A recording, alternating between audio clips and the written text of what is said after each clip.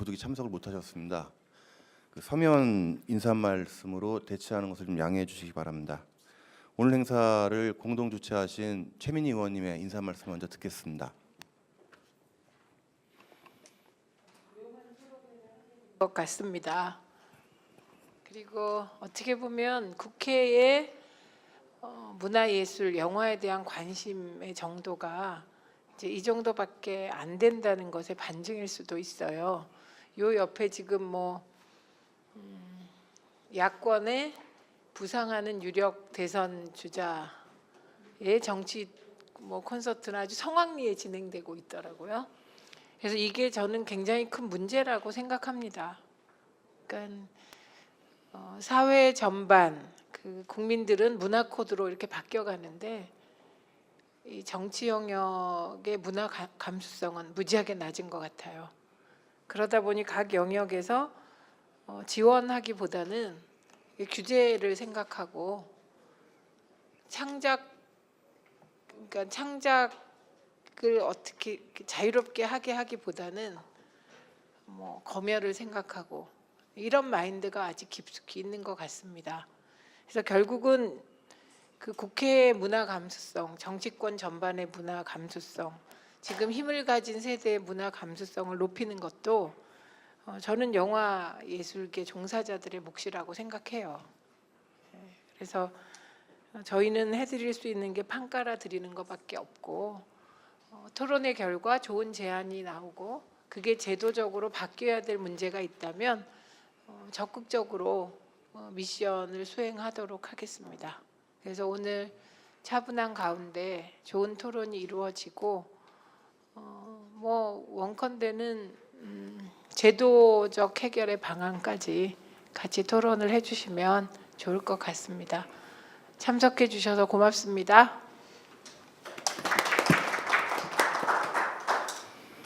네, 오늘 토론에 참석하신 분들을 소개해 드리겠습니다. 오늘 토론의 사회는 영화평론가 맹수진 선생님께서 진행을 하시고요.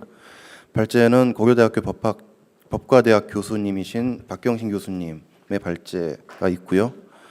토론은 영화 자가당착을 만드셨던 김선 감독님과 엔나인 필름의 정상진 대표님, 그리고 한국 독립영화협회 대표이사이신 임창재 대표이사님, 이미연 영화감독님, 안치환 영등이 정책홍보부장님의 토론으로 토론을 진행을 하겠습니다. 마이크를 사회자이신 맹수진 선생님께 넘기겠습니다. 예, 반갑습니다. 오늘 사회 진행을 맡은 영화평론가 맹수진이라고 합니다. 오늘 이 영상물 등급심이 이대로 좋은가라는 주제의 어떤 세미나 사회를 맡으면서 어제 아주 오래전에 보고서 하나를 제가 좀 꺼내봤어요. 이게 뭐냐면 잠깐 보여드리면은 제한상영관 도입에 관한 연구라고 언제 만들어진 보고서냐면 2000년에 만들어진 보고서였어요.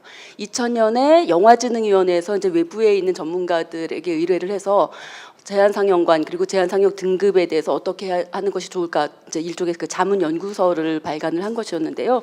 이 시점이 바로 한국에서 처음으로 제한상영 등급 논의가 이제 시작됐던 시점이었거든요. 왜 이 당시에 이 논의가 있었냐면 사실상 한국이라고 하는 이 우리나라가 굉장히 오랜 동안 실질적인 사전 검열에 의해서 좀 창작자들의 표현의 자유들이 굉장히 억압받아왔고 상상력도 많이 제약을 받아왔고 이런 굉장히 오랜 역사 속에서 좀 이제 새로운 어떤 영화 문화를 좀 만들어 보자라는 취지에서 시작이 됐었던 거예요. 근데 제가 이게 말하자면 이제 14년 전 보고서라는 거죠. 근데 지금 14년이 흘렀는데 사실 이 당시에 이야기되던 것들에서 그다지 변한 거 없이 지금 똑같은 논의들이 최근 들어서 굉장히 많이 반복이 되고 있다라는 것. 어찌 보면 사실 굉장히 좀 슬픈 이야기인 것 같다는 생각이 들기도 합니다. 그만큼 오래된 논의지만 여전히 현실적으로 해결되는 것이 좀 이렇게 답보 상태에 있는 것이 아닌가라는 생각이 들고 그래서 아마도 이 지금 현재 이런 영상물 등급 심의에 관련해서 굉장히 많은 어떤 문제점들이 좀 노정이 되고 있을 때 어떻게 하면 정말로 현실적으로 그냥 논쟁 차원의 논의가 아니라 정말 실질적으로 표현의 자유도 확대하면서 시민들의 어떤 그런 문화향유권도 확대하면서 청소년도 보호할 수 있는 여러 가지 어떤 구체적인 방안에 대해서 좀 머리를 되고 논의를 해보자는 취지에서 이 자리가 마련되었다고 생각을 합니다. 그래서 지금 이제 말씀 주신 것처럼 일단 발제는요, 고려대학교 박경신 교수님께서 영상물 등급위원회의 제한 상영과 등급 제도에 대한 검토를 주제로 제목으로 발제를 약 25분 정도 해주시겠습니다. 그리고 지금 오늘 토론자로 나와주신 분들이 실제 현장에서 굉장히 많이 이제 활발한 활동을 하시는 분들이고, 김성훈 감독님은 자가당착 시대정신과 현실 참여라는 영화로 사실 이제 그 제한 상영 등급 을 받으면서 그 싸움의 오랜 이제 그 당사자가 되셨고, 그래서 굉장히 생생한 어떤 사례들에 대해서 좀 이야기를 해주실 것 같습니다. 약 20분, 15분에서 20분 정도 토론하시고요. 그 다음에 한국의 좋은 전 세계의 예술 영화들을 수입하고 배급하시고 또 제작까지도 하시는 N9의 정상진 대표님께서 좀 현장에서 맞부딪혔던 문제들에 대해서 토론해 주시겠습니다. 그리고 임창재 한국독립영화협회 대표이사님께서도 역시 의견을 주시겠고요. 그리고 나면은 좀 그 안치환 영등이 정책 홍보부장님께서 좀 여러 가지 의견들에 대해서 좀 영등이의 입장을 좀 이야기를 해주셨으면 좋겠고, 또 이명 감독님께서는 영등이 감독 창작자일 뿐만 아니라 영등이 심의위원으로 참여하신 이제 어떤 그 경력도 있으시기 때문에 이 안팎에서 다양한 경험들을 가지고 좀 보다 생산적인 논의들을 해주실 거라고 믿습니다. 먼저 그러면 박경신 선생님의 발제 듣도록 하겠습니다. 예, 이 자리를 만들어 주신 최민희 의원님께 감사드립니다. 우선 그 발제문 보시기 전에 좀 정확히 제 원래 입장이 뭔지 좀 말씀드리고 그리고 제 발제문 좀 말씀드리겠습니다. 이 발제문에 나와 있지는 않지만 제 입장은 국가가 표현물에 대해서 심의를 해서는, 그러니까 행정기관이 표현물에 대해서 심의를 해서는 안 된다라는 생각입니다. 우리나라는 표현물에 대해서 국가가 심의하는 기구들이 아주 많습니다. 매체별로 다 있죠. 텔레비전하고 인터넷은 방송통신심의위원회, 또 영화, 비디오, 영상물 등급 심의위원회, 오늘 얘기할, 또 출판물은 간행물윤리심의위원회, 또 게임은 게임물 등급 심의위원회가 있고, 혹시나 여기서 빠질까봐 청소년 보호위원회가, 또 빠진 매체들은 음반 심의위원회 등을 만들어서 하고 있는데, 저는 이것들이 전부 다 국제인권 기준에 반하는 위헌적인 심의라고 생각은 합니다. 그런데 이 주장이 받아들여져서 이 수많은 국가기관들이 다 곧 없어질 거라고 생각하진 않고요. 그런데 이 심의위원회, 그게 이제 우선 제 첫 번째 여기 발제문에 안 나와 있는 주장이고, 또 하나 이제 제 입장은 이 중에서도 그 지금 말씀드린 여러 심의기구 중에서도 어떤 것들은 표현물의 불법과 합법을 다루는 기관들이 있습니다. 예를 들어서 그 방송통신심의위원회가 인터넷 심의를 할 때는 이제 합법 불법을 다룹니다. 그런데 그것이 아니고 그 등급을 부여하는 이런 기관들이 있는데, 등급 부여를 위한 행정 심의는 저는 더욱 더 위헌이다라고 생각을 합니다. 그 이유는 그 등급 부여를 하는 이유는 청소년 보호를 위해서 하는 것입니다. 즉 그 교육을 위해서 하는 것이죠. 그런데 이 성인들의 청소년관 또는 교육 철학이라는 것은 사람마다 다 다를 수밖에 없습니다. 불법 합법의 문제와 아주 다른 것입니다. 그래서 이런 청소년관 또 교육 철학, 이런 그 다원주의에 그 의존하는 그런 심의를 행정기관이 한다는 것은 더욱 문제다라고 생각을 합니다. 그래서 저는 영상물 등급위원회가 자율 규제, 영상물 등급 행정기관으로서의 영상물 등급위원회는 폐지되고 자율 규제로 전환되는 것이 헌법적으로 올바르다고 생각합니다. 오늘 발제는 영상물 등급위원회가 계속 행정기관으로서 또 등급심의 그러니까 행정기관으로서 유지될 것을 전제로 하고 어떻게 그 제한된 범위 내에서 표현의 자유를 확장시킬 수 있을지를 말씀드리고자 합니다. 우선 현행법은 뭐 다 아실 것 같고요.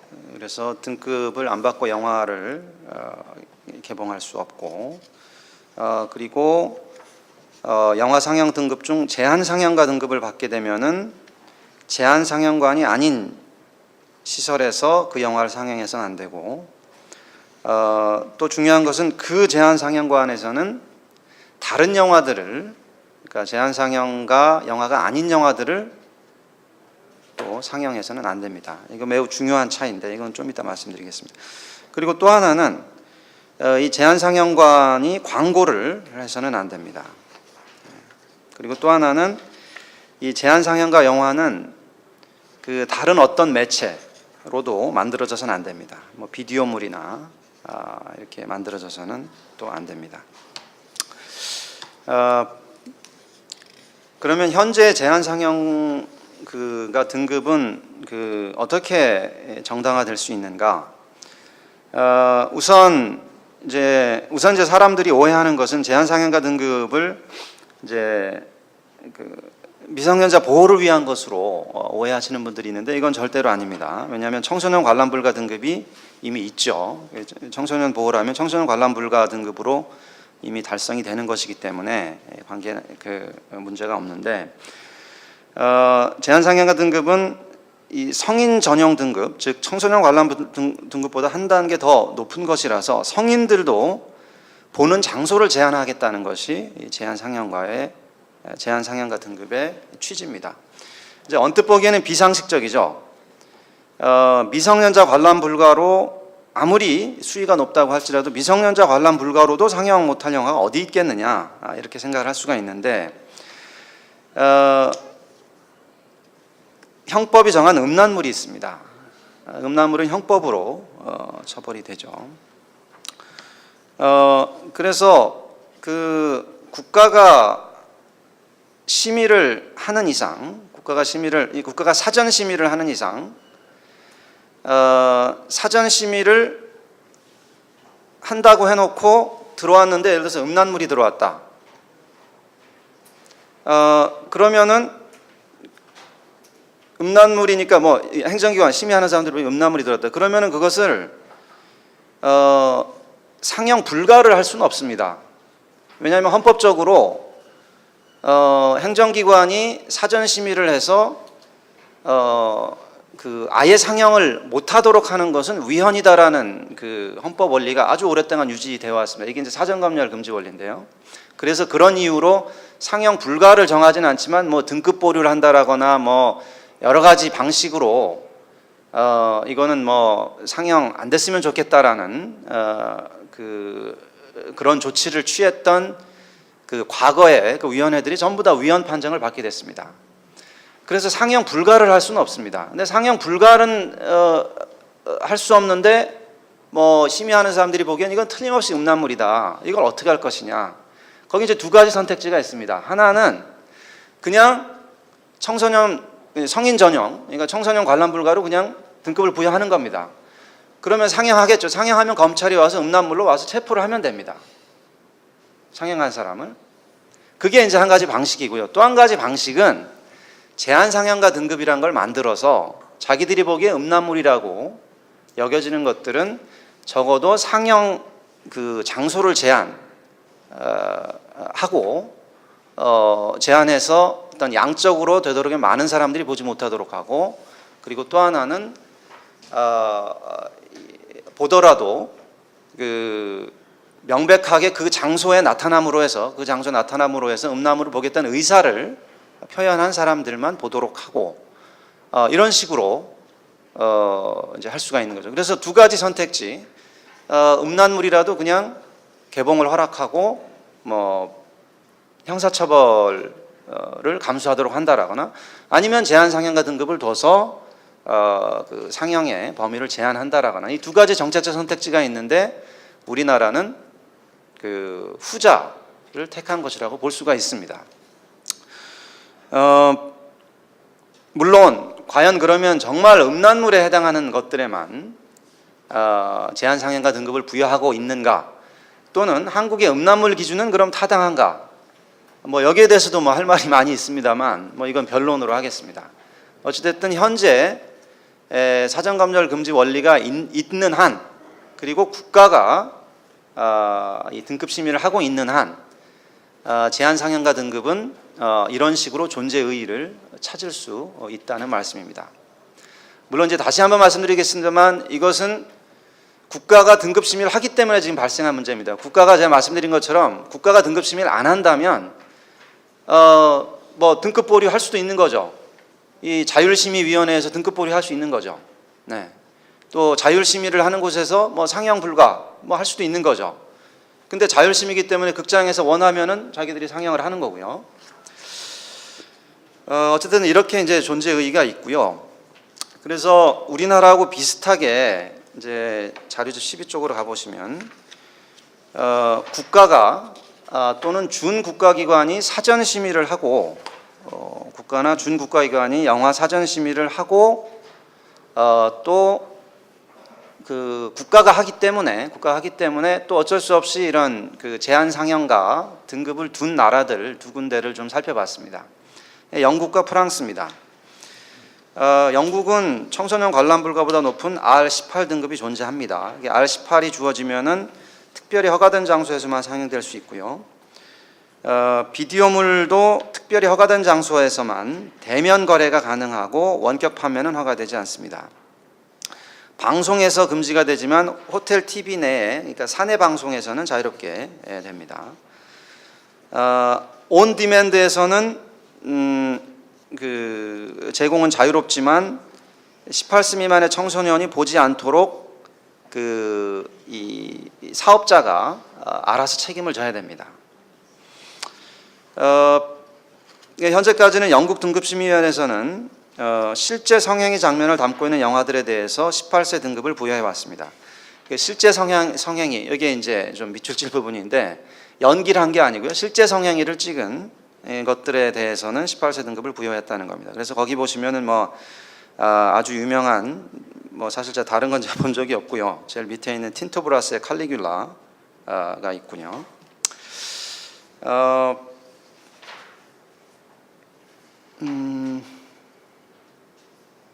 그래서 이제 오른쪽 이제 상단에 보시면은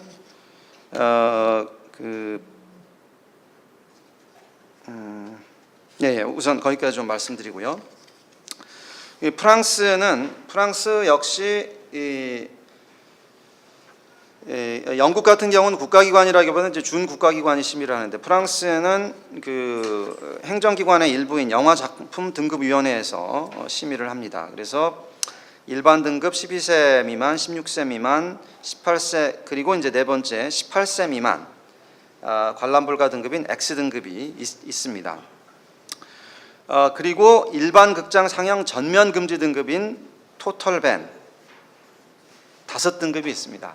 근데 이제 이 TV 등급은 뭐 역사상 딱 한 번밖에 주어진 적이 없었고, 제가 보기엔 이것도 프랑스 내에서도 뭐 헌법위원회가 있으니까 이제 우리나라 같은 경우 이런 상영 불가 등급이 있으면 위헌 판정이 받을 텐데, 뭐 프랑스에서는 한 번만 사용되고 한 번도 사용이 안 되니까 제가 보기엔 위헌 소송을 할 기회가 없었을 것으로 보여서 그래서 좀 유지되고 있지 않나 생각됩니다. 어찌됐든 이게 언제 만들어졌냐면 1975년 12월 20. 그래서 포르노적이거나 폭력을 조장하는 영화의 경우에 장소만 제한하는 것이 아니라 그 별도의 높은 세율까지 적용을 합니다.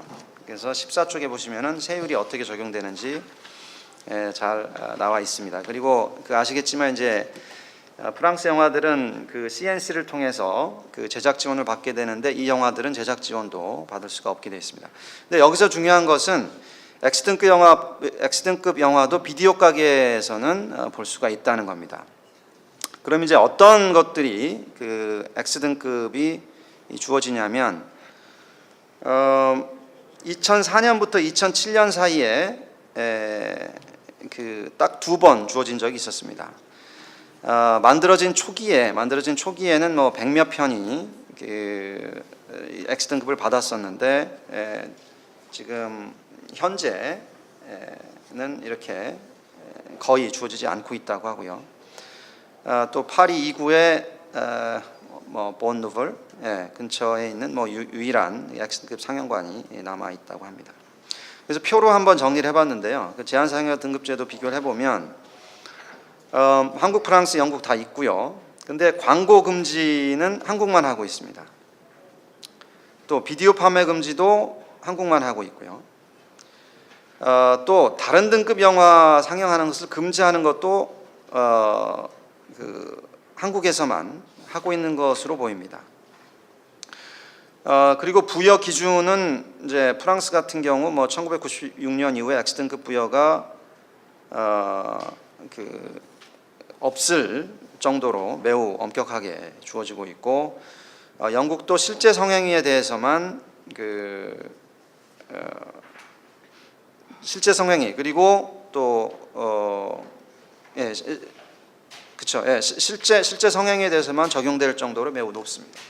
근데 한국은 이에 비하면 부여 기준이 너무 낮은 것이 아닌가 생각됩니다.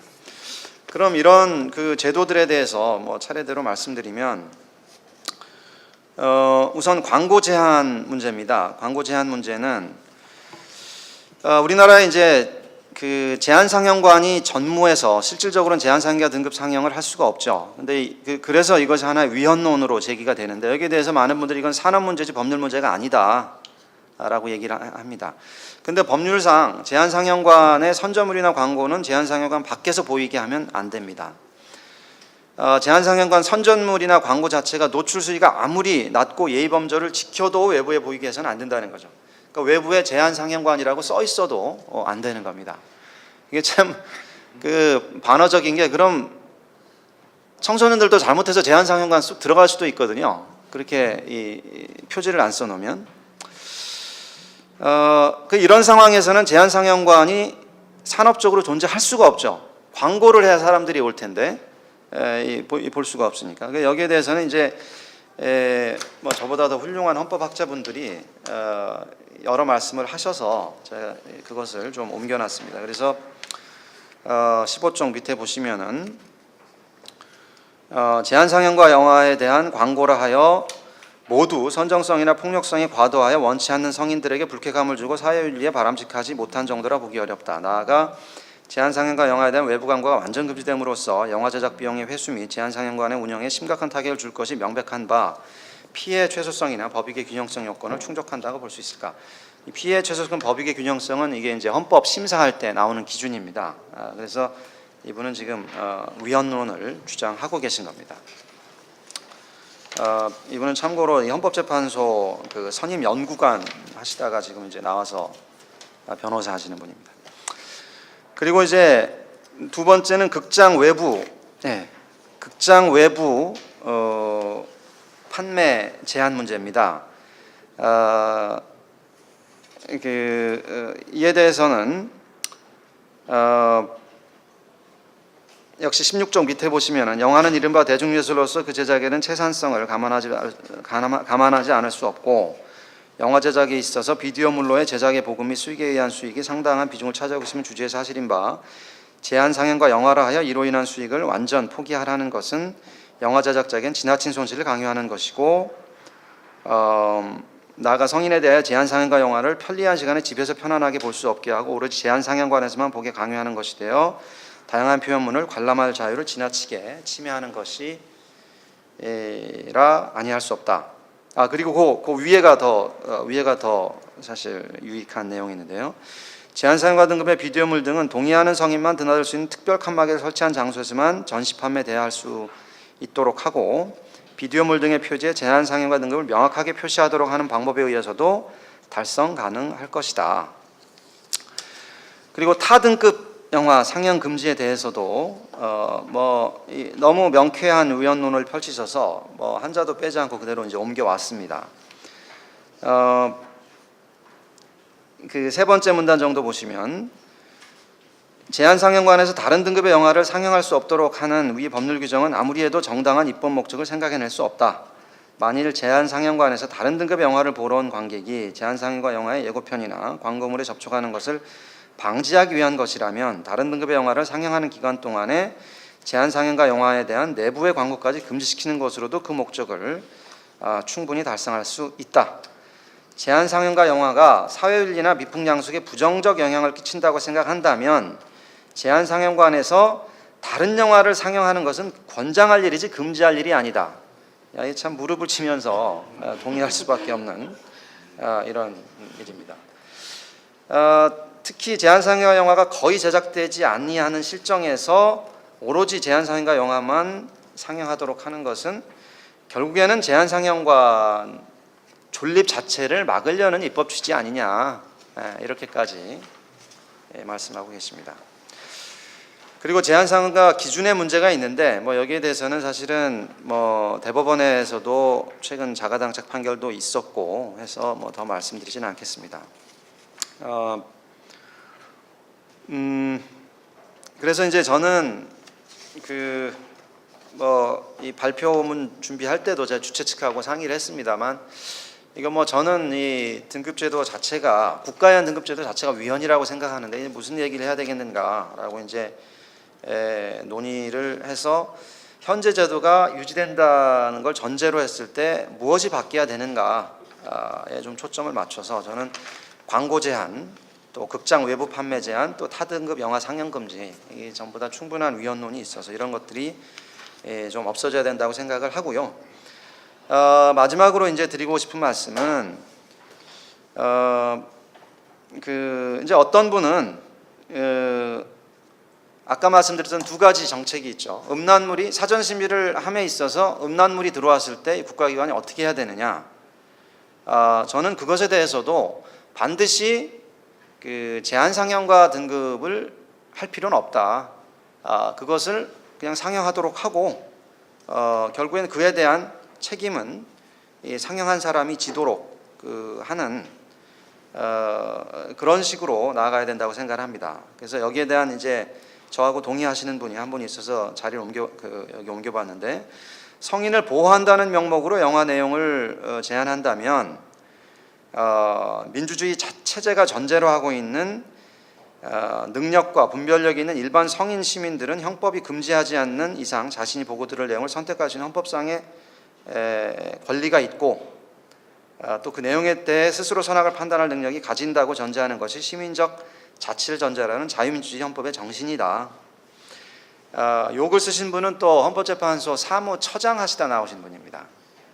그래서 이런 말씀도 마지막으로 드리는 것으로 발표 마치도록 하겠습니다. 감사합니다. 사실 만만치 않은 발제인데 시간 잘 지켜주셔서 핵심 내용 말씀해 주셔서 정말 감사드립니다. 따로 제가 요약할 필요 없을 정도로 마지막에 정리를 잘 해주셨기 때문에 바로 다음 토론자이신 김선 감독님께 마이크 넘기도록 하겠습니다. 실제로 이 이제 제한상영 등급 관련해서 가장 이제 최근에 어떤 핫 이슈를 이제 만들어내신 분이십니다. 예.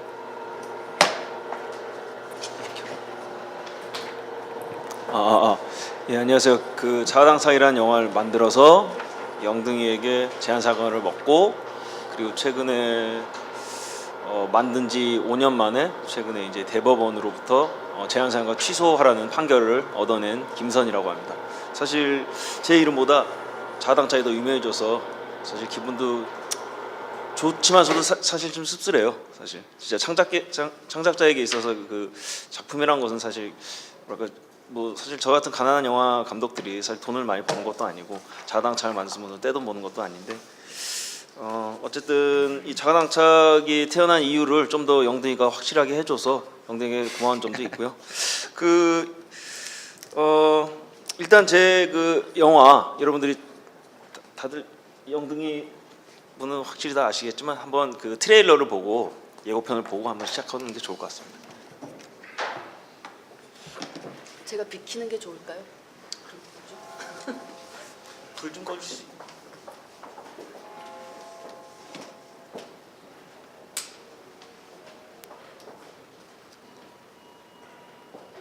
사운드 더 크게 안 돼.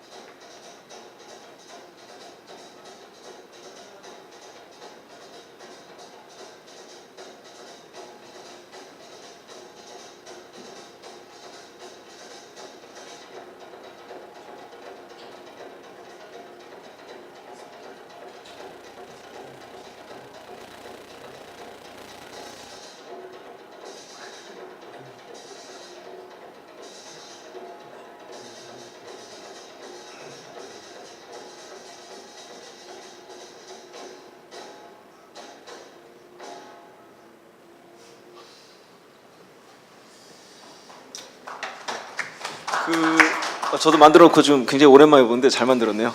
예,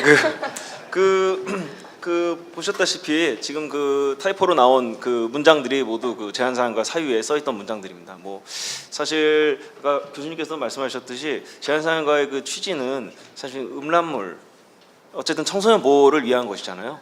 그리고 뭐 제 상식적으로 생각하기에는 그 청소년 보호를 하기 위해서 막아야 될 영상물들은 정말 음란물인 것 같은데, 사실 실제로도 제한사항을 받은 영화들은 이제까지는 거의 다 음란성, 선정성이나 폭력성의 기준에 이제 그런 이유로 제한사항을 받았었는데, 신기하게도 이 영화는 정치적으로 주제적인 측면에서 제한사항을 받은 첫 사례입니다. 첫 사례고 바라건대 마지막 사례이길 바랍니다. 아까 제한사항과 사유를 보시면 아시겠지만 폭력적이다, 뭐 선정적이다 이런 말들이 들어가긴 하지만 언제나 주어로 혹은 목적어로 정치인이라는 단어가 꼭 등장해요. 정치인을 대한 풍자가 좀 심하다. 쥐와 섹스하는 것이 선정적이다. 좀 말도 안 되는 사유기도 하고요. 그리고 뭐 국가 비하를 했다. 그리고 국가 원수에 대한 모독적 표현이 심하다. 그리고 심지어는 국가 원수를 살인하려는 살인 의도를 가지고 있다. 이런 이런 문장들이 되어 있는데, 가장 황망한 그 문장은 두 번째 받았을 때 이제 두 번째 제한사항과 사유에는 스크래치가 심하여 제한사항과 그러니까 일반인들이 관람할 수 없게 하는 것이 현명한 것 같다는 말을 했는데, 왜 그러셨는지 여쭤보면 대답을 못 하시겠죠. 어쨌든 이 영화가 그 사유서의 이제 몇 문장만 봐도 이 영화가 왜 금지당했는지, 제한사항을 받았는지 굉장히 분명해 보입니다. 어떤 정치인을 이제 비하했기 때문인데요. 사실 영화가 독립 영화입니다. 아주 적은 예산으로 만들어졌고, 그리고 보시면 아시겠지만 굉장히 열악한 환경에서, 그리고 실제로 조악하게 찍혔어요. 뭐 일부러 조악하게 찍은 것도 있습니다. 필름 값은 많이 들었지만 배우를 안 써서 굉장히 편하게 찍었고, 그리고 집안에서만 찍었기 때문에 제 와이프가 해주는 밥만 먹고 아주 제작비를 절감하면서 찍을 수 있었는데요. 어쨌든 이 영화의 열악한 환경에서 제가 그렇게 이 영화를 그래도 모여서 2달, 그리고 길게는 저 혼자 찍은 시간까지 합치면 거의 1년 정도 혼자 이렇게 16mm 필름을 가지고 이거 찍어낸 이유는 단 하나였습니다. 영등이 심사위원들이 그것을 너무 잘 캐치해 주셨는데요. 정치 풍자를 하기 위함이었어요. 정치 풍자를 하기 위함이었고, 그리고 대상도 굉장히 명확했습니다. 이명박과 박근혜, 당시 대선 후보도 아니었어요. 사실 박근혜 씨라고 표현해야 될까요? 어쨌든 박근혜는 그 당시 대선 후보도 아니었고 이명박 정권 말기였습니다. 정확한 제가 이제 이 영화의 시나리오를 쓸 때는 정확히 이제 쥐들이 등장하거나 그런 걸 여러분들 보시면 아시겠지만 이명박이 정확한 이제 타깃이었고, 박근혜는 사실 곁다리로 들어가는 포도리의 이제 어머니로 조연으로 출연하는 그런 설정이었는데, 안타깝게도 박근혜 때문에 영화가 제한사항을 받은 것 같아요. 첫 번째 제가 제한사항을 꼭 2번 받았는데, 첫 번째 받았을 때는 사실 주제적인 측면이라는 단어가 분명히 보였습니다. 국가 원수를 비하하는 것이 좀 지나치다라는 이제 명기가 되었었는데, 두 번째는 좀 신기해요. 두 번째 이제 제한사항을 받았을 때는 사유가 약간 말장난처럼 바뀌어 있는데, 국가 원수를 지나치게 폭력적으로 살해했다. 지나치게 폭력적이다. 지나치게 선정적이다. 폭력이라는 단어에 방점이 좀 맞춰져 있었습니다. 하지만 문장 자체에 특정 계층이나 국가 원수란 말은 빠지지 않습니다. 정치인이란 말은. 그러니까 사실 말만 잠깐 바꾸었을 뿐이지 정치 풍자에 대한 정치 풍자 때문에 이 영화가 제한사항을 받았다는 건 굉장히 명확해 보입니다. 그리고 더 제가 이 영등의 이런 정치 풍자에 대한 태도에 대해서 더 확신을 하게 된 건, 재판을 진행하면서 행정소송을 이제 취하소송을 걸고 재판을 진행하면서 이제 영등가 계속 첫 번째 1심에서 판결이 나왔어요. 이제 제가 원고가 승했고, 뭐 이유는 제 발제문에 좀 나와 있는데, 이게 이제 제가 1심에서 받은 판결문입니다. 판결문을 보시면 제가 잠깐 읽어드릴게요. 투박한 애니메이션 영상과 게임에서 흔히 들을 수 있는 사운드를 겹쳐 사용한 점, 불이 붙은 남자의 성기는 모형 성기에 불과한 점 등을 고려할 때 이 사건 영화에서 전개된 성적 묘사 장면은 현실감이 떨어지고 성적 상상이나 혹심을 불필요하게 부추기 조장한 것으로 보기 어렵고라고 이렇게 되어 있고, 재미있는 일화는 제가 재판장에서 이제 영등이 측 변호사들에게 반론을 펼치기 위해서 이런 애니메이션 기법으로 풍자하는 것은 현실성이 떨어진다는 것을 이제 제 스스로 이제 강조하기 위해서 어떤 영상을 하나 틀었었어요. 셀러브레이트 데스매치라는 영상인데, 미국에서 1990년대 MTV에서 방영되는 실제 그 클레이 애니메이션입니다. 뭐냐면 마돈나랑 마이클 잭슨이 그 점토 인형으로 나와서 서로 목을 치거나 아니면 뭐 그 성기를 잡아 뜯거나 사지절단하거나 이런 좀 잔인한 그 느낌의 그런 그 클레이 애니메이션인데, 그거는 아이들이 볼 수 있는 시간대에 TV에서 방송이 됐단 말이죠. 왜냐하면 만화이기 때문에, 클레이 애니메이션이기 때문에. 그런 식으로 제가 이제 재판장에서 그걸 이제 틀었었는데, 그것을 보고 영등이 그 변호사님이 반론을 하시긴, 저거는 점토 인형이지 않습니까? 자아당착은 좀 더 잔인합니다, 딱 말하니까 재판장님이 한마디 하시대요. 자아당착도 마네킹인데? 한마디 하시니까 그 영등이 측 변호사님이 진짜 꿀먹은 벙어리가 되더라고요. 그때 정말 패색이 짙었습니다. 그리고 결과는 당연히 이제 이런 이제 판결문이 나왔는데, 제가 판결을 마저 읽어드리면 이게 가장 중요한 것 같아요. 블라블라 하고, 일반 영화 상영관에서 이 사건 영화를 관람할 수 없게 한 것은 과도한 규제이므로 이 사건 처분은 영등위의 재량권 일탈 남용에 해당하여 위법하다. 저는 이 단어에 좀 집중하고 싶습니다. 이게 결론 문장이기도 하고, 재량권, 그러니까는 영등위는 등급을 내릴 수 있는 어떤 권한이 있는데 그 재량권을 일탈 남용했다는 거죠. 애니메이션을 보고 잔인하다고 했다거나, 정치인을 풍자했는데 국가 원수를 살해하려는 모독죄를 적용했다거나, 사실 무슨 국가기기는 하지만 국정원은 아니잖아요. 게다가 무슨 박근혜 비호 세력도 아니고, 그런 자기의 권한을 넘어서는 어떤 권능적인 입장을 취해서 그 재량권을 일탈 남용해당하여 위법하다, 위법행위를 했다는 점에 저는 좀 방점을 찍고 싶습니다. 그리고 영등의 이제 태도는 거기서 이제 굽히지 않습니다. 다시 1심 판결에 불복해서 항소를 하죠. 그래서 이제 고등법원으로 넘어가게 되는데, 고등법원에서 이제 제가 그 언급하고 싶은 어떤 그 순간은 고등법원 마지막 이제 변론 날이 있었어요. 저는 근데 이제 어떤 준비를 하고 갔는데, 그날 마침 영등위 위원장님, 박선희 위원장님이 직접 출두하십니다. 그러니까 나름대로 이 재판에 대한 어떤 절박함이랄까요, 위급함이 이제 좀 비춰졌던 그런 상황이었죠. 그리고 이제 아주 굉장히 긴 스피치를 하셨는데, 체감 시간은 한 1시간 정도였던 것 같습니다. 너무 지루하고 같은 말만 반복하셔가지고 체감 시간은 좀 길었지만서도요, 가장 기억에 남는 어떤 두 문장이 있는데, 정말 그 말도 안 되는 어떤 궤변이었는데, 첫 번째 궤변은 풍자는 허용하되 정치 풍자는 허용하되 지나친 정치 풍자는 안 된다. 그리고 두 번째, 이건 더 충격적인 궤변인데요, 정치인에게 가하는 폭력은 더 폭력적이다. 정말 저는 깜짝 놀라고 말았습니다. 이게 과연 그 한 국가 행정기관의 장이 법원에서 할 말인가, 정말 전 제 귀를 의심했습니다. 정치인에게 가하는 폭력은 더 큰 폭력이다. 오히려 반대 아닙니까? 정치인들이 시민들에게 가하는 폭력이 더 큰 폭력 아닐까요? 시민들이 정치인에게 가하는 폭력은 정말 그 정치인의 의무를 이행하지 못했을 때의 그 불만들, 사실 우리의 권리를 위임한 정치인들, 우리의 권리를 위임한 사람들 아닙니까? 말하자면 우리의 하인이잖아요. 우리의 심부름꾼인데, 우리 어떻게 보면 그 계급으로 치자면 우리가 더 높은, 시민이 좀 더 높은 거죠. 그러니까 어쨌든 황망했습니다. 그런 일들을 겪으면서 영등이 위원장님께서도 저런 태도를, 저런 그 뭐랄까요, 억압적인, 저런 좀 유신 시대를 닮아 있는 그런 억압적인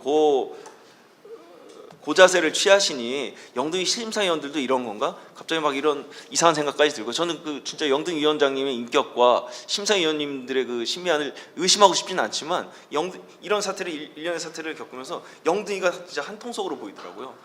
그것은 이제 어떤 특정 계층을 비호하는 어떤 세력입니다. 정치 풍자를 막아야 되고, 그리고 영등이 그 제한사항과 사유서에 써 있듯이 어떤 국가 원수를 모독하는 행위를 막아야 되는 어떤 비호 세력으로 보이더라고요.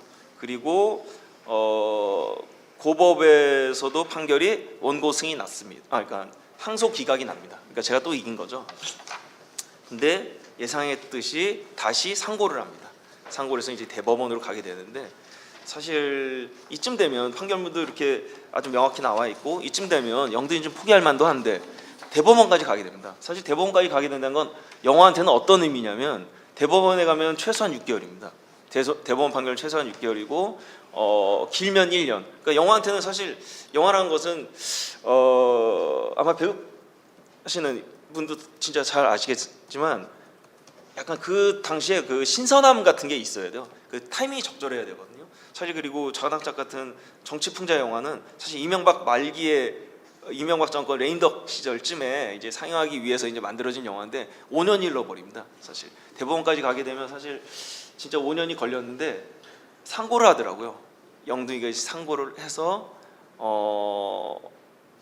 상고를 하는 영등이를 보면서 이 영화를 정말 상영 금지시키려는 그 의욕이 대단하구나라는 걸 다시 한번 느낍니다. 어떻게든 막아야겠구나라는 그런 의지만 보였습니다. 그리고 올해 7월에 대법원에서 판결이 났는데 다시 상고 기각. 그러니까 이유를 붙일 게 없는 거죠. 1심을 따라라. 1심이 너무 명확하니까 1심을 따라라라고 이제 그 대법원 판결이 났습니다. 5년 걸렸습니다. 영등이 5년 걸렸습니다. 5년 걸렸고 영화 생명력이 많이 어쨌든 갈기갈기 막 걸레짝이 됐습니다. 걸레짝이 됐지만 그 훈장처럼 생각하고 있습니다. 자, 그럼 이쯤에서 문제의 장면을 한번 보실까요? 어떤 문제적 장면인지, 그 얼마나 국가원수를 모독하고 살인하고, 자, 한번 보시죠.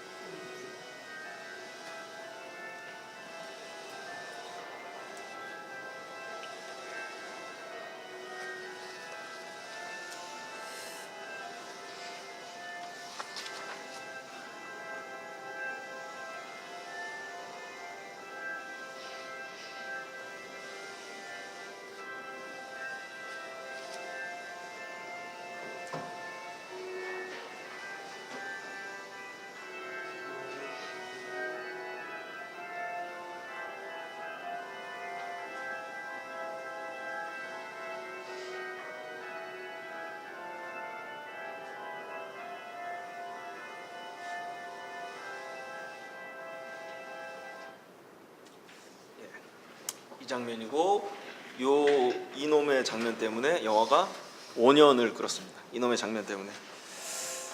뭐라고 대답해야 될지, 제가 뭐라고 말해야 될지 갑자기 씁쓸해지는데, 어쨌든 어떠신가요? 어떠세요? 예? 어처구니가 없습니까? 저도 그렇습니다. 만든 사람 오죽하겠습니까? 자, 그리고 이제 대법원 판결이 이제 난 후에 제가 이제 영등위에 전화를 했습니다. 전화를 해서 제한상을 취소해달라라고 하니까 그 다음 돌아온 답변은 더 황당했습니다. 이 사람들은 이제 끝까지 정말 저는 그 국가행정경을 믿고 싶지만 끝까지 이런 짓을 하면서 저는 완전히 그 믿음을 잃어버렸어요. 어떤 얘기를 하냐면 제한상을 취소해 줄 테니 재심의를 신청하라는 겁니다. 그러니까 이 영화를 처음부터 다시 심의 신청을 하라는 거죠. 그래서 제가 이제 반문을 했습니다. 아니 지금 위법행위를 해서 제한상을 취소하라고 판결이 났으면 취소를 하고 내가 5년 전에 신청한 그 영화에 대해서 심의를 다시 해줘야지 왜 나보고 다시 처음부터 하라는 거냐. 이 사안이 없던 일로 하자는 거냐 뭐냐. 그러니까 그런 건 아니지만 행정상 취소는 취소 판결대로 취소하되 말하자면 법적으로 재심의를 안 해도 된다고는 하지 않았으므로 다시 재심의 신청하라는 겁니다. 정말 어처구니가 없어서 제가 공문을 하나 보냈습니다. 그 공문을 한번 보여드리면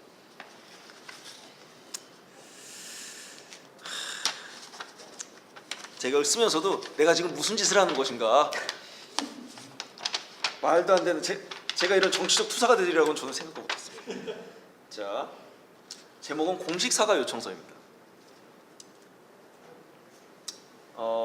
뭐 대충 이런 겁니다. 영상물 등급위원회는 공식적으로 사과하라.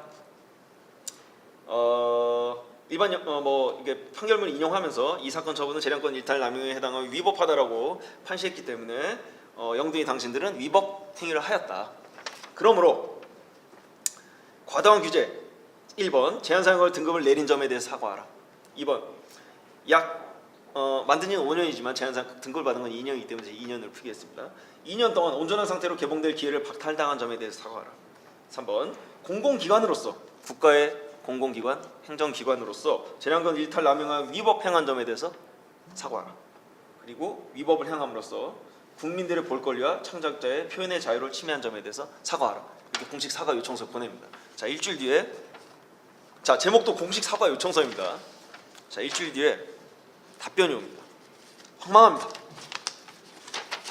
자, 답변이 왔는데 제목은 공식 사과 요청서가 아니라 공식 요청서에 대한 답변. 사과란 말은 빠져 있습니다. 잘못 보내신 것 같아요. 영등이 측에서 문서를. 그렇죠? 제가 잘못 받은 거 맞죠? 그러니까 한번 잘못 보낸 거. 사과 요청서에 대한, 그러니까 사과 요청서에 대한 대답은 아직 없다고 보면 되는 건가요? 어쨌든 공식 요청서에 대한 답변이 왔는데 말인 즉슨 이렇습니다. 그냥 똑같은 말은 반복입니다.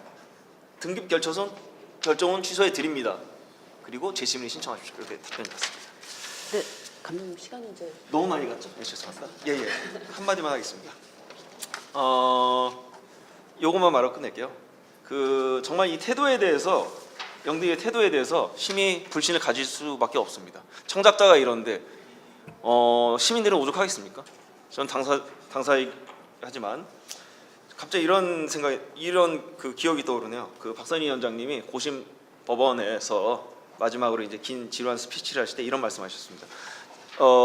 영상물 등급은 특정 계층을 보호하기 위해서 있는 것이므로 이 영화는 자가당착은 특정 계층을 보호하지 않고 있다. 그러므로 제한사용에 해당한다라고 말씀하셨는데, 그때 말씀하시는 특정 계층은 정치 세력입니다. 하지만 영비법에도 나와 있듯이 특정 계층은 정치인들이 아닙니다. 청소년입니다. 청소년, 약자, 노인, 이런 약자들입니다. 헌법까지 오도하시는 그런 박선희 위원장님을 보면서 영등에 대한 불신을 금할 수가 없습니다. 이상입니다. 예, 고생하셨습니다. 워낙 울분이 지금 쌓이신 것 같아요. 그래서 사실 제가 이제 좀 시간 끊을까 하다가 잘 지켜주셨고요. 그러니까 보다 더 일반적인 이야기들은 이후에 이제 이야기를 들으면 되고, 안치환 부장님께서도 이제 이따 종합토론에 참여하시면 되겠지만, 지금 일단 여기서 김성 감독님께서 제기해 주셨던 몇몇 문제들에 대해서는 상당히 좀 구체적인 부분이기 때문에 좀 이쯤에서 좀 안치환 부장님께서 조금 먼저 얘기를 간단하게 해주시고 나서 넘어가는 게 좋을 것 같은데요. 어떠실까요? 그러니까 지금 이제 김성 감독님께서 몇 가지를 제기를 하셨잖아요. 그러니까 우리가 영등이에서 그 심의 제도가 있다라는 것의 그 기본적인 취지에 대해서 지금 이제 박경신 선생님도 이야기를 하셨고, 그런 거에 대해서 어느 정도 공감들을 하건 못하건 어쨌든 현실적인 그 영등이의 존재를 인정하되, 이 영화는 자가당착 같은 경우는 분명히 그런 어떤 최소한의 장치로서가 아니라 분명히 특정한 정치인에 대한 어떤 그러니까 정치 풍자에 대해서 그것을 이렇게 금지하려는, 그러니까 억압하려는 어떤 그 시도였다라고 지금 어떤 심증을 가지고 계시고, 또 실제로 그 과정을 지켜본 많은 분들이 그렇다라고 느낄 수밖에 없는 어떤 이제 상황들이 분명히 있는 것 같거든요. 이런 부분에 대해서 그러니까 좀 납득하기 힘든, 이해하기 힘든 부분은 그러니까 재판까지 갔는데 영등이에서 굳이 항소까지 해야 되는 이유가 뭐였는지 사실 좀 궁금하고, 그래서 이런 부분들에 대해서 지금 감독님께서 제기하신 문제들에 대해서 좀 영등이의 입장을 한번 설명을 좀 해주셨으면 합니다. 네, 제가 입장을 얘기하기보다는 그 과정에 대한 좀 설명을 좀 드리는 게 예. 나을 것 같고, 그런데 뭐 이제 감독님이 이제 보내주신 뭐 질문 사항이나 이런 것들은 저희 뭐 이미 공문을 통해서 이렇게 보내드렸기 때문에 제가 뭐 그거에 대해서 말씀드리기보다는 좀 보완해서 설명을 드리는 게 더 나을 것 같아 갖고 좀 설명을 드리면요. 그래서 이제 감독님이 이제 많이 마음이 마음이 좀 뭐 그런 부분은 충분히 이해 가는데, 일단 대법원에서 제한사 결정이 취소를 판정을 했기 때문에 현재 자가 당창에 대한 등급은 없는 상태거든요. 법적으로 등급을 취소했기 때문에 대법원에서 그런 결정을 하자마자 자가 당착에 대한 등급이 없어진 상태이기 때문에 지금 등급이 없는 상태거든요. 자가 당착은요, 법적으로요. 그렇기 때문에 근데 우리 등급 분류를 시행하는 법률이 영화 및 비디오물 진흥에 관한 법률인데, 그 법에서는 어떻게 규정하고 있냐면은 우리 등급 분류를 우리가 직권으로 할 수가 없도록 돼 있어요. 이게 사후심의가 아니기 때문에 우리가 어떤 영상물에 대해서 직권으로 등급 분류를 할 수가 없고, 그 등급 분류 행위는 신청인이 신청에 의해서만 등급 분류가 가능하도록 돼 있어요. 그렇기 때문에 지금 신청인이 등급 분류를 신청을 해야지 우리가 등급을 주는 어떤 그런 법적인 구조이기 때문에 저희가 임의적으로 저거에 대해서 직권으로 등급 분류 결정을 할 수가 없어요. 그리고 이제 그 대법원에서 이런 부분들이 결정된 게 뭐 자가당착뿐만 아니라 몇 건이 있었거든요. 그때도 마찬가지로 다 이와 같은 방법으로, 그러니까는 신청인이 등급부를 신청하면 우리가 그 내용을 검토해서 등급을 결정하는 방식으로 진행이 됐기 때문에 그런 어떤 법적인 어떤 것 때문에 그런 것이지 저희가 뭐 다른 뜻이 있는 건 아니고, 그런 어떤 등급 분류 행위가 신청에 의해서 요청이 있어야만이 우리가 등급을 할 수 있기 때문에 그런 취지로 받아들여줬으면 좋겠고요. 저희가 제한 사연가를 취소해 줄 테니 재심의를 신청해 달라. 이거는 모르겠어요. 뭐 저도 이런 얘기를 저희 김성 감독님이 몇 번 이렇게 언론에서 하시는 거 봤는데, 저희가 이렇게 얘기한 것 같지는 않고 제한 사연가는 이미 취소가 됐기 때문에 저희가 이거에 대해서는 대법원의 결정을 경호히 수용할 수밖에 없는 상황이기 때문에 이렇게 얘기했다는 것 자체가 잘 이해가 안 가고, 일단은 법 절차에 따라서 등급부를 신청해야지만이 등급부를 줄 수밖에 없다. 그리고 이제 저도 그래서 김상 감독님이 자꾸 그런 말씀을 하셔서 다른 기관은 어떻게 하는지를 또 물어봤거든요. 근데 다른 기관에서 또 그렇게 한다고 그러고, 또 법적인 전문가한테 또 물어봤는데 또 그게 맞다고 그렇게 또 얘기를 또 하시고 그런 상황이기 때문에 그런 부분은 좀 이해를 해주셨으면 좋겠고요. 또 이제 그 김성 감독님께서 그 제한 사연과 결정 사유에 대해서 좀 많은 말씀을 하셨는데, 뭐 국가 원수를 살인하는 의도가 뭐 되어 있다 우리 결정문에. 근데 박근혜 지금 대통령은 그 당시에 국가 원수도 아니었고 그냥 한나라당 어느 정당의 그 대통령 후보였을 뿐이지 국가 원수도 아니었거든요. 박근혜 대통령은 2004년도부터 임기가 시작됐습니다. 잠깐만요. 이런 거 좀 끊어도 될까요? 죄송합니다. 그게 더 이상하다는 겁니다. 그래서 국가 원수도 아닌데 왜 국가 아니, 원수를 그러니까 살해한다고 그래서 생각하십니까? 저도 그런 말씀을 하셔서 제가 그 제작사에다가 보내준 그 결정문을 자세히 봤는데 그런 내용은 있지도 않고요. 국가 원수를 살해한다든지 뭐 정치적이라든지 그런 내용은 없고, 다만 이제 일부 내용은 맞고 일부 내용은 틀리다. 그건 좀 팩트를 좀 영등에 대해서 비판을 하시는 거는 좋은데 좀 팩트를 가지고 비판하시는 게 좀 좋지 않나. 죄송합니다. 제가 지금 좀 마이크를 잘못 넘겨드린 것 같은데, 아니 일단은 종합 토론으로 넘기도록 하겠습니다. 저는 이렇게 조금 더 이렇게 좀 임팩트한, 그러니까 좀 이렇게 컴팩트한 어떤 그 답변을 좀 기대를 했었는데 좀 여기서 이렇게 좀 논의가 많이 늘어져서 시간이 좀 로스가 되는 것 같아서요. 일단 그거 이따가 하도록 할게요. 예, 일단은 계속 이제 토론 진행하도록 하겠고, 얼굴 빨개지지 마시고요. 이따가 종합 토론 시간이 있습니다.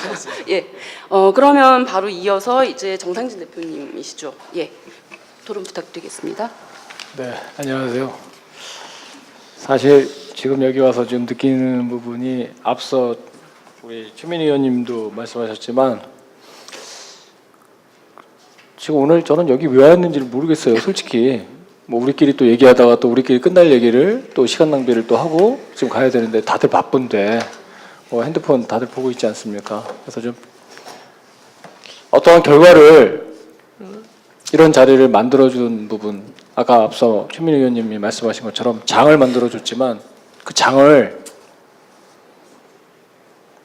가지고 무언가 정책을 갖다가 통해서 영화인들을 도와줄 수 있는 게 아니라면 저는 이런 자리는 앞으로 안 나왔으면 좋겠습니다. 이 부분을 먼저 말씀을 드리고 얘기하는 게 맞을 것 같아서 얘기를 드리는 거고요. 국회 문광의 위원들이 사실 조금이라도 이런 부분에 대해서 저희 영화인들 혹은 문화인들하고 문화 쪽을 지금 계속해서 일을 하고 계신 분들하고 눈높이를 좀 같이 가져주셨다면은 이 정도까지 결과는 아니지 않을까 하는 생각이 듭니다. 그렇기 때문에 지금 뭐 영등이 쪽에서 나와 계시고 우리 영화 쪽에 나와 있지만 우리끼리 자리는 사실 우리끼리 해결해도 되는 부분인 거라는 생각이 들어요. 앞서 헛되이 말씀드리자면 지금 보십시오. 여기 뭐 저희가 얘기한다고 이 부분을 가지고 어떻게 발전시킬 수 있는 사람이 아무도 없지 않습니까? 저희 여기 왜 있는 건지 모르겠어요. 그렇지 않나요? 저뭐 여쭙고 싶어요. 먼저. 저는 사실 오늘 사실 이 자리에 오면서 12월 연말이고 할 일 많은데 무언가 우리가 그래도 영화를 하는 사람들이 이런 얘기를 계속해서 이야기를 해주고 그러면 국회 문광위원들도 어느 정도 이런 부분에서 이런 문제점들이 있구나 하는 얘기를 좀 귀담아 들을 수 있고 이런 자리인 줄 알고 여기까지 왔습니다. 그런데 이거는 사실 여기 앉아 계신 분들 그냥 밖에 나가서 호프집에서 저희 만나서 얘기하고 뭔가 우리끼리 얘기하는데 우리끼리 끝내도 될 수 있는 방법밖에 없어요. 똑같은 것 같아. 지금 이 자리에서 어떤 게 더 디벨롭 시켜줄 수 있고 어떤 부분을 문서화로 남겨서 그걸 얼마나 국회 문광위원분들이 꼼꼼히 살펴보시고 그 부분에 대해서 심각성을 알 수 있을지에 대해서 먼저 이 부분을 먼저 토론하고 싶어요. 솔직히. 이거 왜 와 있는 건지 모르겠습니다. 그래서 사실은 이제 이 제안을 받았을 때 저도 그런 질문을 좀 드렸었던 것 같아요. 그러니까 실제로 이것이 이제 구체적으로 궁극적으로 목표하는 것이 무엇일까? 왜냐하면은 아마 지난 부산 영화제에서도 영화평론가협회 주최로 해서 이와 비슷한 토론 포럼이 있었던 걸로 알고 있고요. 근데 분명 이제 어떤 현실에서 문제들이 발생을 하고 있고 뭔가 머리를 모아 보자는 뜻으로 자리들은 만들어지고 있는데 실제로 그것을 정말로 해결할 수 있는 어떤 그 칼자루를 쥔 단체나 기관들이 참여되지 않은 상태, 그 참여가 보장되지 않은 상태에서 뭔가 계속 불합리하다, 부조리하다라는 문제의식을 갖는 분들끼리만 지금 모여서 계속 좀 논의가 반복되고 있다는 인상을 받거든요. 그래서 그럼에도 불구하고 저는 일단 이 자리가 사실 이제 의원실에서 그것도 이제 문화관광위 소속 의원님께서 이제 주최하시는 거기 때문에 어쨌든 어떤 식으로든지 최소한의 어떤 수렴으로 전달이 될 거라는 정말 최소한의 기대치를 가지고 참여를 했거든요. 이제 저 같은 경우는. 그래서 지금 사실 이제 뒤에 나오겠지만, 그러니까 뭐 지금 임창재 감독님께서는 지금 토론에서 얘기해 줄 게 아마 민간 자율 이제 등급 제도를 만들자라고 제안을 하셨고, 또 정산진 대표님께서는 이제 또 조금 다른 어떤 이제 제안들, 현실적인 제안들을 해주시고 계시지만, 그것조차도 사실은 지금 현재 한국의 어떤 업자들, 그러니까 뭐 대기업이든 이런 부분들의 참여가 없이는 사실 거의 아니 저는 그렇게 생각하지 않고. 저는 그렇게 생각합니다. 지금 이 자리에서 토론하고 있는 이 모습이 사실은 국가라는 기관이 본인들의 칼자루를 갖다가 영화라는 사람들, 우리가 하고 있는 일에 대해서 군림하고자 하는 부분으로밖에 안 보여요. 왜? 자, 이거 법으로 만든 거 아닙니까? 영등이 법. 그러면 법을 만든 사람들이 무언가 영등이에다가 제재를 가하든 영등이에다가 어떤 가이드라인을 제시하든 해줘야 되는데 지금 사실 보십시오. 우리끼리만 얘기하고 있잖아요. 현실성이 전혀 없는 거예요. 지금 사실은. 그런데 지금 이 자리에 나와서 우리가 지금 얘기를 하라고 그러는 거고. 그럼 이 부분에 대해서 국회의원들이 자 오늘 우리 스케줄이 안 되니 다음에 와라. 수렴하겠다. 그럼 그 날짜를 정해줘야 되는 거 아니에요? 그렇지 않아요? 왜 이 얘기에 대해서 아무도 얘기를 못하면서 지금 이 자리에서 무슨 얘기를 하자는 겁니까? 지금 김성 감독님, 제 얘기 이해가 되시죠? 확실히. 네. 교수님 어떻게 생각하세요? 네, 보통 관련 의원들을 다 모여서 그 얘기를 들어주는 경우는 사실 매우 드물고 우선 한 분이라도 의사가 있으셔서 시작을 한 거니까. 알았어. 지금 계시네. 아니 저희가 그래 좋습니다. 뭐 의원님들의 바쁘신 부분, 의전을 통해서 바쁘는 거 다 이해하는데 그러면 뭐 지금 이 자리에 계신 분 한 분이라도 그분이 뭐 조금 바쁘시다. 그럼 양해를 저희한테 구하고 그 시간만큼 저희가 브레이크 타임을 갖는 게 더 현실적이라는 생각이 듭니다. 자, 지금 녹화되고 있는 걸로 알고 있고요. 아니 녹화는 중요하지가 않아요. 무슨 말씀이신지 충분히 저도 이해합니다. 같은 생각 저도 하죠. 아니 그러니까 계속 얘기를 지금 해봤자 이 부분은 우리 안 부장님 뭐 바뀔 게 없잖아요, 그죠? 어떻게 생각하세요? 네, 대표님, 네. 네, 그 최민희원실의 최영재 보좌관입니다. 예. 오늘 그 토론회 제가 기획을 해가지고 준비를 했고요. 예, 그 대표님 말씀은 지금 토론회 중단하자는 말씀이신가요? 예, 저도 잠깐 말씀 좀 드려도 될까요? 네. 그 보니까 저는 이 자리에 와서 보니까 그 심지어는 패널로 온 토론자들도 가지고 있는 정보량이 달라요. 이 토론의 성격이. 예.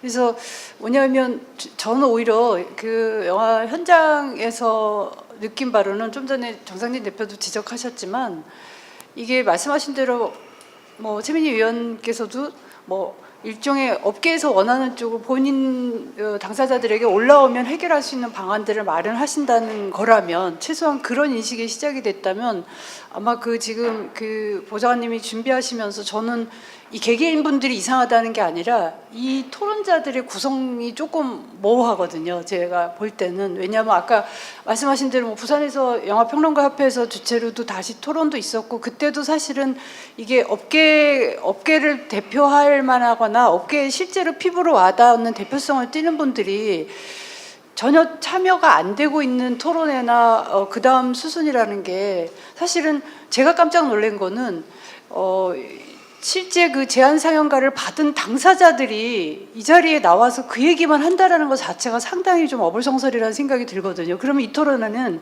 제안 상영가를 받은 사람들의 울분 토로장이냐, 그 울분을 그럼 해소할 거냐 말 거냐로 갈 것인지, 아니면 정말 계속 그 박경신 교수님께서는 그 개인 의견과 또 이 토론의 의미를 설명하시면서 영상물 등급위원회가 존재하는 한이라고 말씀을 하셨기 때문에 그 존재 자체를 저희가 그 다른 영상으로 가느냐 안 가는, 저는 사실 그렇게 알고 왔거든요. 그거에 대한 그 논의를 펼쳐나가거나 최소한의 발걸음이라면 그런 논의를 하는 자리라서 또 패널들을 생각할 때 토론자들이 지나치게 그 제안 상영가를 받으신 분들로 좀 좁혀져 있다라는 생각이 들어서 제가 문건으로 살짝 그냥 질문을 그런 데까지 갈 수 있는 토론이냐고 말씀을 드렸더니 그 정확하게 사실은 답변이 오지는 않았어요. 그래서 저도 제가 정말 이 자리에 왜 와 있어야 되는지 지금 오자마자 그 사회를 보신 그 맹수진 평론가나 잠깐 말씀을 드렸더니 뭐 이따가 말씀을 해도 된다고 하는데 지금 뭐 발제자신 분이나 토론자로 나오신 분들은 개별 사안이고 영상물 등급위원회에 지금 있는 상태로 간다면이기 때문에 지금 오히려 김성 감독님이나 그 정상진 대표가 할 말이 있으실까 싶어요. 솔직히 말씀드리면. 근데 저는 사실은 이제 뭐 ним포매니악이라는 이런 부분만을 가지고 얘기할 수 있는 부분은 아닌 것 같고요. 어차피 저는 뭐 독립예술영화관을 운영하는 모임의 이제 대표자 형식으로 성격을 띠고 지금 이 자리에 사실 그 부분도 겸사해서 나왔습니다. 그런데 문제는 그런 것 같아요. 사실 지금 이런 자리에 토론 이런 부분 굉장히 무의미한 것 같고, 그리고 그럴 바에는 모든 부분을 이 자리가 사실 그거를 증빙하고 있는 자리인 것 같아요. 민간 자율로 다 넘겨주라는 거예요. 저는 결론은 지금 사실은 그런 겁니다. 왜? 관심들이 지금 사실 없어요. 관심들은 없으나 문화에 대한 부분을 가지고 무언가를 갖다가 자기의 이미지 메이킹을 위해서 만들고자 하는 이슈거리를 만들고 무언가 내가 정치적인 행보를 위해서 이용하는 것밖에 안 됩니다. 지금 서울시장 똑같지 않습니까? 뭐 틀릴 게 뭐 다를 게 뭐 있습니까? 지금 현재랑. 지금 영화에 대한 이야기 하자고 지금 여기 왔고, 영화의 영등이에 대해서 일을 어떻게 했으면 좋겠습니다. 자, 영등이 안부장님도 답답하신 거예요. 위에서 가이드라인 제시했고 법으로 이렇게 만들어 놓은 걸 갖고 따르는 사람밖에 안 됩니다. 제가 봤을 때는. 그럼 영등위에서 이 부분을 깰 수 있는 부분이고 영등위에서 이거를 개선할 수 있는 방법에 대한 거는 저희가 얘기한다고 될 수 있는 부분이 아니라는 거죠. 결론은. 그러면 이 부분을 법적으로 만들 수 있는 사람이 누구냐 이거죠. 대한민국 개인이 만들 수 있는 건 아니잖아요. 그런데 지금 개인들끼리 와가지고 떠들고 있는 것밖에 안 되는 부분인데 무슨 토론의 의미가 있겠어요, 이게. 제 의견에 뭐 어떻게 생각하시는지 좀. 제가 이런 말씀을 드려도 되는지는 모르겠는데, 하실 말씀 있으신가요? 제가 예전에 그 민병두 의원실에서 개최한 포럼에 잠깐 한번 참석을 한 적이 있었어요. 근데 어쨌든 그분들 워낙 이제 바쁘시다 보니까 뭐 이렇게 우리가 현장에서 부딪히는 문제만큼 그렇게 고민들 못 하시고, 근데 막상 이런 자리를 굉장히 캐주얼하게 만들었던 자리였는데 그걸 딱 들으시더니 이거 내가 법안 발의해야 되는 문제였네라고 얘기를 하시더라고요. 예, 예. 그러니까 저는 이 자리가 그렇게 엄청난 대안들, 그러니까 미리 다 세팅이 되면 정말 좋겠지만 사실 그거는 제가 부산에서도 확인을 했고. 아니 그래서 저는 그런 거예요. 여지껏 우리 대한민국에 살고 있는 국민들이 바보짓을 하고 있었던 거기 때문에 저희라도 영화라는 사람들이 그래도 조금은 인식을 가지고 이런 부분은 예, 예. 바꿔나가야 된다 하는 부분에서 얘기를 드리는 겁니다. 예, 예. 저기 충분히 이해합니다. 저 최영재 부장님 죄송합니다. 이렇게 말씀드려서. 사실 저는 그 토론에 대한 토론이 진행이 되는 거에 대해서 굉장히 좀 당혹스러운데요. 네. 뭐 사실 그 좀 자기가 좀 썰렁하고 정작 그 법을 만드는 의원님들이 좀 참석을 못 하셨습니다. 예. 그 부분은 뭐 참 저도 하는 데까지 했는데 예. 그게 좀 여의치 않았고요. 예. 보통 저희 의원님도 끝까지 보통 토론 잘 지키시는데 잠깐 좀 다른 좀 일정을 예, 다녀오시고 있는 과정인 거고요. 예. 그리고 사실 뭐 또 다른 한편에서는 그 보좌진들이 있기 때문에 사실 예. 제가 좀 기획을 했을 때는 사실 좀 기획 의도대로 섭외가 되진 않았습니다. 예. 제작자나 뭐 일정들이 좀 안 맞는 분들이 계셔서 다들 좀 이렇게 애초에 기획대로 좀 섭외가 돼서 토론회가 진행되지 않았지만 그게 또 반복이라는 지적도 있었고요. 근데 좀 제가 그 기획을 해서 진행을 한 거는 일단은 국회에서 진행하는 토론회하고는 좀 이전 토론회가 다를 수 있을 것이다. 어쨌건 간에 그게 물론 뭐 토론회 한 번 해가지고 세상이 바뀐다면은 진작에 바뀌었겠죠. 그렇죠. 근데 어쨌건 조금이나마 좀 국회라는 통로로 반영을 이런 의견들을 좀 반영할 수 있는 통로를 만들자는 취지에서 기획을 해서 진행을 했던 것이고요. 그리고 당사자들 말씀하셨는데 사실 영동의 문제에서 가장 크게 고민하시는 분들은 당사자 분들이라고 생각을 합니다. 그래서 가장 고민도 깊으시고 또 여러 가지 좀 생각들을 하셨기 때문에 그런 목소리를 듣고자 그렇게 좀 기획이 됐던 거고요. 좀 더 좀 다른 입장에서 좀 말씀하실 분들은 나름 섭외했지만 거기까지 좀 이렇게 준비는 섭외가 돼서 참석하시지 못하셨던 거고요. 그래서 대표님 말씀을 충분히 좀 이해를 하고 그 부분에 대해서 제가 죄송한 부분도 있고 하지만 어쨌건 어쨌건 전혀 무의미한 자리라고 생각하지는 않습니다. 아니 전혀 무의미하다는 표현보다는 사실 그런 것 같습니다. 저희가 앞서 맹수진 진행자분이 첫 번째 화두에서 말씀드렸다시피 오래된 이 영화 등급에 대한 부분 책자도 아까 보여주셨지 않습니까? 그런 부분처럼 꾸준히 이런 부분에 대한 문제 그리고 이런 부분에 대한 담론은 되었다고 충분히 담론이 되었다고 생각이 들어요. 그러나 현실적으로 이 부분이 적용되고 개선됐던 부분들이 없기 때문에 저희가 지금 하는 토론 자체도 유명무실이 되는 부분이라고 한다면 굳이 이런 시간을 갖다가 할애할 부분이 있을까 하는 대한 고민들을 제 스스로 지금 사실은 반성하고 시작했습니다. 예.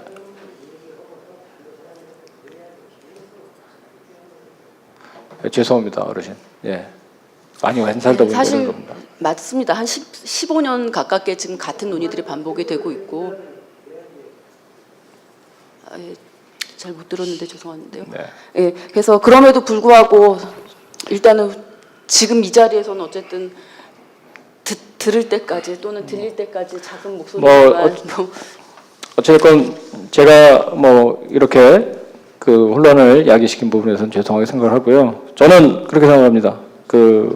영화를 수입하고 영화를 제작하고 영화 심의위원회 거쳐야 되는 이 법 제도화에 있다 그러면 분명히 그 부분에 대해서는 따라야 될 부분이라고 생각이 들기 때문에 그런데 이제 몇 가지 문제점들에 대한 얘기를 좀 나누고자 합니다.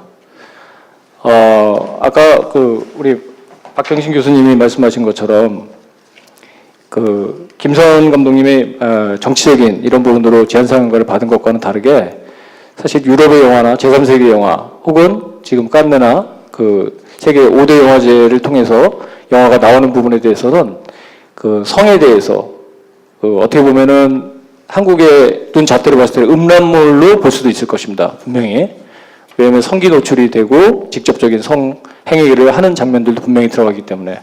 그렇지만 그런 부분에 있어서는 그 해외 예술적인 이런 부분들의 잣대를 들어봤을 땐 굉장히 예술적인 측면으로 접근을 해서 예술적인 미학으로서 그 부분을 승화시켰고, 그런 부분에 있어서 해외 그 예술 영화인들 혹은 영화인들이 인정을 해서 황금종려상 혹은 수상을 갖다 하고 있습니다. 그런 작품을 수입을 함에 있어서도 문제가 되는 부분은 한국의 심의를 하고 있는 사람들의 눈높이라 생각이 듭니다.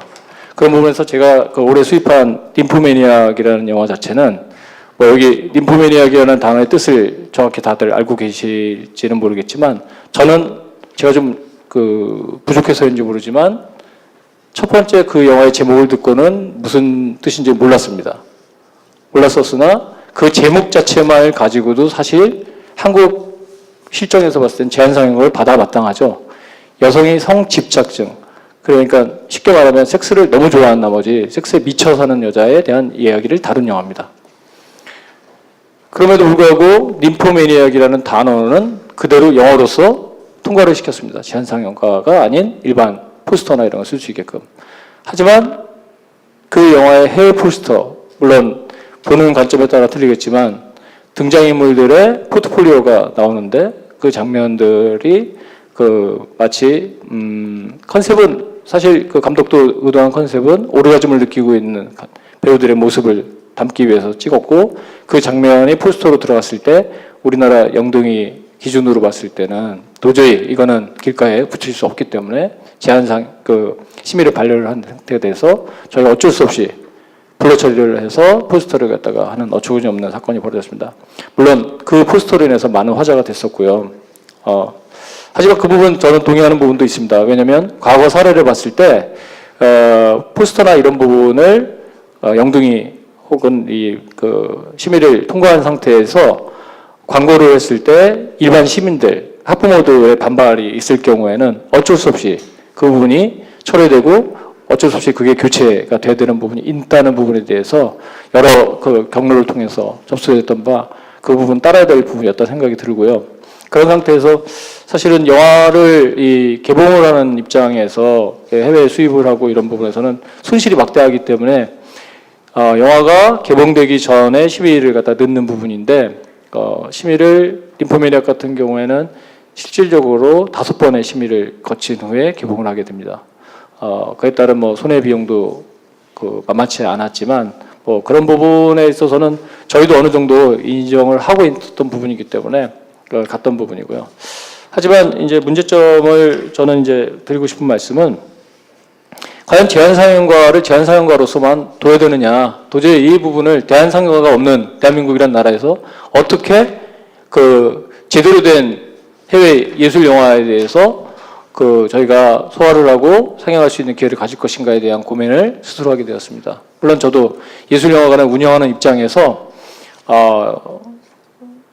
어떠한 부분을 찾을 수 있을까, 그런 부분에 대한 부분을 저희 한국의 독립 예술영화관을 운영하고 있는 주체들하고 많은 이야기를 나누면서 답을 찾아가고 있는데, 뭐 이거는 나중에 토론에 앞서서 말씀을 드려야 되는 얘기지만 먼저 제가 발전을 하자 그러면, 영등이에서는 제한상용가를 내릴 수 있습니다. 분명한 건. 왜냐하면 법적으로 내릴 수 있는 기준이 있기 때문에.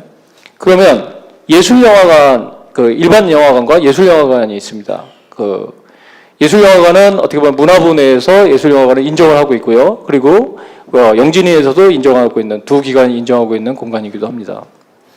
자, 영진이 영화진흥위원회에서는 또 다른 독립영화 인정소위와 예술영화 인정소위 두 군데가 또 존재하고 있습니다. 그리고 대한민국에는 크고 작은 100여 개의 영화제가 운영되고 있습니다. 자, 부산영화, 여기서 질문 하나 드리자면, 부산영화제나 혹은 부천영화제, 전주영화제나 이런 영화제에 오는 관객들과 일반 영화관에 오는 관객이 과연 똑같은 대한민국에서 살고 있는 관객이 아니냐는 거에 대한 질문을 스스로 한번 던져봅시다. 똑같은 사람들이죠. 그런데 영화제를 통해서는 심의 면제를 받아서 프로그래머들에 의해서 영화 심의가 영화 기준 등급이 분류가 됩니다. 물론 개개인의 그 보는 관점에 따라 가지고 이 심의를 어떻게 볼 것인가에 대한 기준은 달라지겠지만 분명히 영화제도 영화 프로그래머들에 의해서 자율 심의를 하고 있는 것뿐입니다. 그리고 영화제에 오는 관객도 분명히 대한민국 지금 현재 살고 있는 대한민국의 국민입니다. 그런데 영등이를 통해서 간다 그럴 경우에는 제한상영관을 받습니다. 그러면 예술영화관은 앞서 말씀드린 것처럼 문광부, 문화부, 그리고 영화진흥위원회를 통해서 인정받은 공간입니다. 그리고 예술영화 영진위에서 이 예술영화 인정 소위를 통해서 예술영화 인정을 받을 수 있습니다. 그러면 법으로만 바꿔준다고 했을 경우에 이 제한상영관에 대한 논란은 해결될 수 있는 부분이 아닐까 생각됩니다. 어차피 그 수위가 세거나 혹은 정치적으로 문제가 되는 작품들, 지금 현재 뭐 다이빙벨 같은 경우도 그런 부분에 있어서 영등에서는 심의를 내주지만 영화관 자체 내에서 자체 심의에서 봤을 땐 영화관 멀티플렉스 열어주지 않고 있는 부분처럼 제한된 공간, 적은 공간, 그리고 예술영화관 쪽에서밖에 상영이 될 수밖에 없습니다. 어차피 대한민국 전체 그 관객 1000만을 목표로 하는 영화들도 아니기 때문에 법으로만 살짝 바꿔준다면 그 부분을 법에서 조금만 그 연기법에서만 다뤄준다 그러면 내년부터라도 그 해외 유수 영화제에서 수상한 좋은 예술성이 인정받은 영화들이 대한민국에서 온전히 편집되지 않은 상태에서 대한민국 관객들을 만날 수 있지 않을까 생각됩니다. 이 부분은 지금 대통령께서 계속 언급하고 있는 창조경제하고도 저는 같은 선상에 있다고 생각합니다. 대한민국 영화 많이 성장했습니다. 그리고 대한민국 관객들 많이 성장했습니다. 그런 부분을 인정을 해주시고 그런 부분에 대해서 영등이로서의 구실을 갖다 하게끔 해주고 영진이의 구실을 할 수 있게끔 이혼하는 방법에 대해서 이번 제 발제가 끝나고 토론회에서 얘기했으면 좋겠습니다. 여기까지 하겠습니다. 예, 고생하셨습니다. 정말 중요한 이야기가 이제 본격적으로 좀 나오고 있다는 생각이 듭니다. 예, 그다음 임창재 감독님, 한국독립영화협회 대표이십니다. 예, 뭐 토론, 예, 뭐 의의에 대해서는 뭐 저도 많은 분들이 마셨으면은 좀 바랬지만 연말에서 그런 것 같고요. 그리고 최영재님 부장님 아니죠, 저기 비서관님인가? 예, 보좌관님께서 또 고생을 하셨고 또 뭐 이게 또 정황 설명 들으니까 또 그리고 이렇게 한 것 자체가 이제 뭐 공중 분해되는 거 아니고 어쨌든 기록이 되거나 또 전달이 잘 될 거라고 생각을 하고요. 그리고 뭐 그 벌써 십몇 년 전에 그 아까 책 보여주시면서 근데 사실 그 사이에 변한 게 정말 없는 거죠, 그죠? 예, 그렇기 때문에 그 한편으로는 그 영화인이라고 하면서 거기에 대해서 어떻게 보면 너무 그 힘을 안 썼구나, 무관심했구나 하면서 좀 스스로 좀 반성을 하게 됩니다. 그리고 뭐 더군다나 한독협에 있는 한독협도 있고 한데 그 정말 그 부분에 대해서 너무 연구도 많이 안 했고 또 이게 뭐 전략 전술도 못 세웠고 뭐 단어가 좀 그렇지만 어쨌든 그거를 개선하기 위해서 혹은 바꾸기 위해서 뭐 이렇게 노력을 별로 안 했고 또 이렇게 아까 자가당착 같은 경우도 있었지만은 그때 좀 대응만 했지 좀 장기적인 어떤 플랜을 가지고 뭐 이렇게 만약에 힘을 필요했다면 어떻게 힘을 키울 것인지 아니면 누구를 만나야 될 것인지 뭐 이런 방법론이나 이런 것들에 대해서 너무 이렇게 깊이 가지 못했던 것 같아요. 그래서 그거는 단지 이제 이거 법을 갖고 하는 뭐 그분들의만 책임이 아니고 사실은 영화인들의 먼저 그 책임감을 먼저 같이 또 동시에 느껴야 되지 않나 그런 생각을 합니다. 예. 그리고 일단 오늘의 그 대주제가 이제 그 등급 심의 그 특히 이제 그 제한 상영가에 관한 문제인데 사실은 이거는 저는 뭐 너무나 명확한 입장을 갖고 있기 때문에 뭐 여기 제 의견에 반대에 있는 사람이 있더라도 저는 그냥 싸울 수밖에 없는 것 같아요. 이거는 역사를 보더라도 그 어쨌든 이제 창작 예술 이런 부분하고 또 이제 그 정치 권력 이런 부분들은 계속 어떻게 보면은 어떨 때는 밀월 관계 공생도 하고 했지만은 이렇게 본질적으로 보면 사실은 예술가는 결국은 뭔가 이렇게 좀 꿈틀거리고 자유롭고 이렇게 억압되는 거를 이렇게 좀 지적도 하고 또 그 수위가 다르긴 하지만 그래야 또 이렇게 뭐 창작가를 할 수 있고 예술가를 할 수 있는 거 아니겠습니까? 그래서 그래야 또 상상도 하는 거고 또 그 안에 이제 몽상도 하고 그래야 뭔가 이렇게 다양한 게 나오고 또 세상에 좀 달라지고 뭔가 윤기를 더하는 뭐 이런 게 예술가 역할인데 그래서 당연히 이제 그런 갈등은 계속 있었다고 보고요.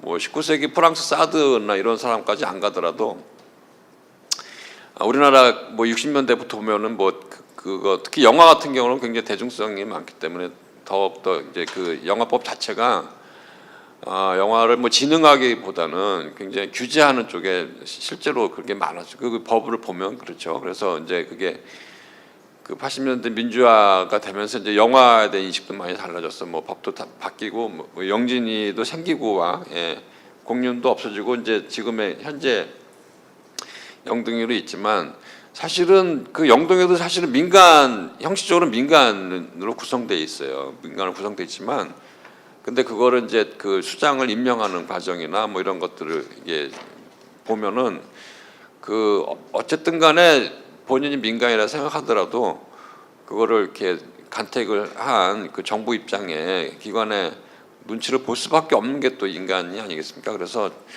한편으로는 그 입장을 고려를 한다는 거를 또 이해를 하죠. 이해하지만 그래서 그 초반에 그 박 교수님께서 말씀하셨지만 영등의 본연의 임무는 등급만 매기는 거다. 그죠? 등급만 매기면 되지. 이제 그러면 사실은 지금의 현행 그 체제에 대해서도 뭐라고 할 수는 없을 것 같아요. 그러니까 어떤 거는 뭐 15세, 어떤 거는 뭐 12세, 뭐 외국 영화, 한국 영화 틀어서 근데 어떤 제작자가 나도 이렇게 받을 줄 알았는데 왜 이렇게 받았냐 이런 컴플레인은 가끔 들어올 수는 있습니다. 왜냐하면은 그 심의하는 분들이 인간이기 때문에 그죠? 주관이 들어가기 때문에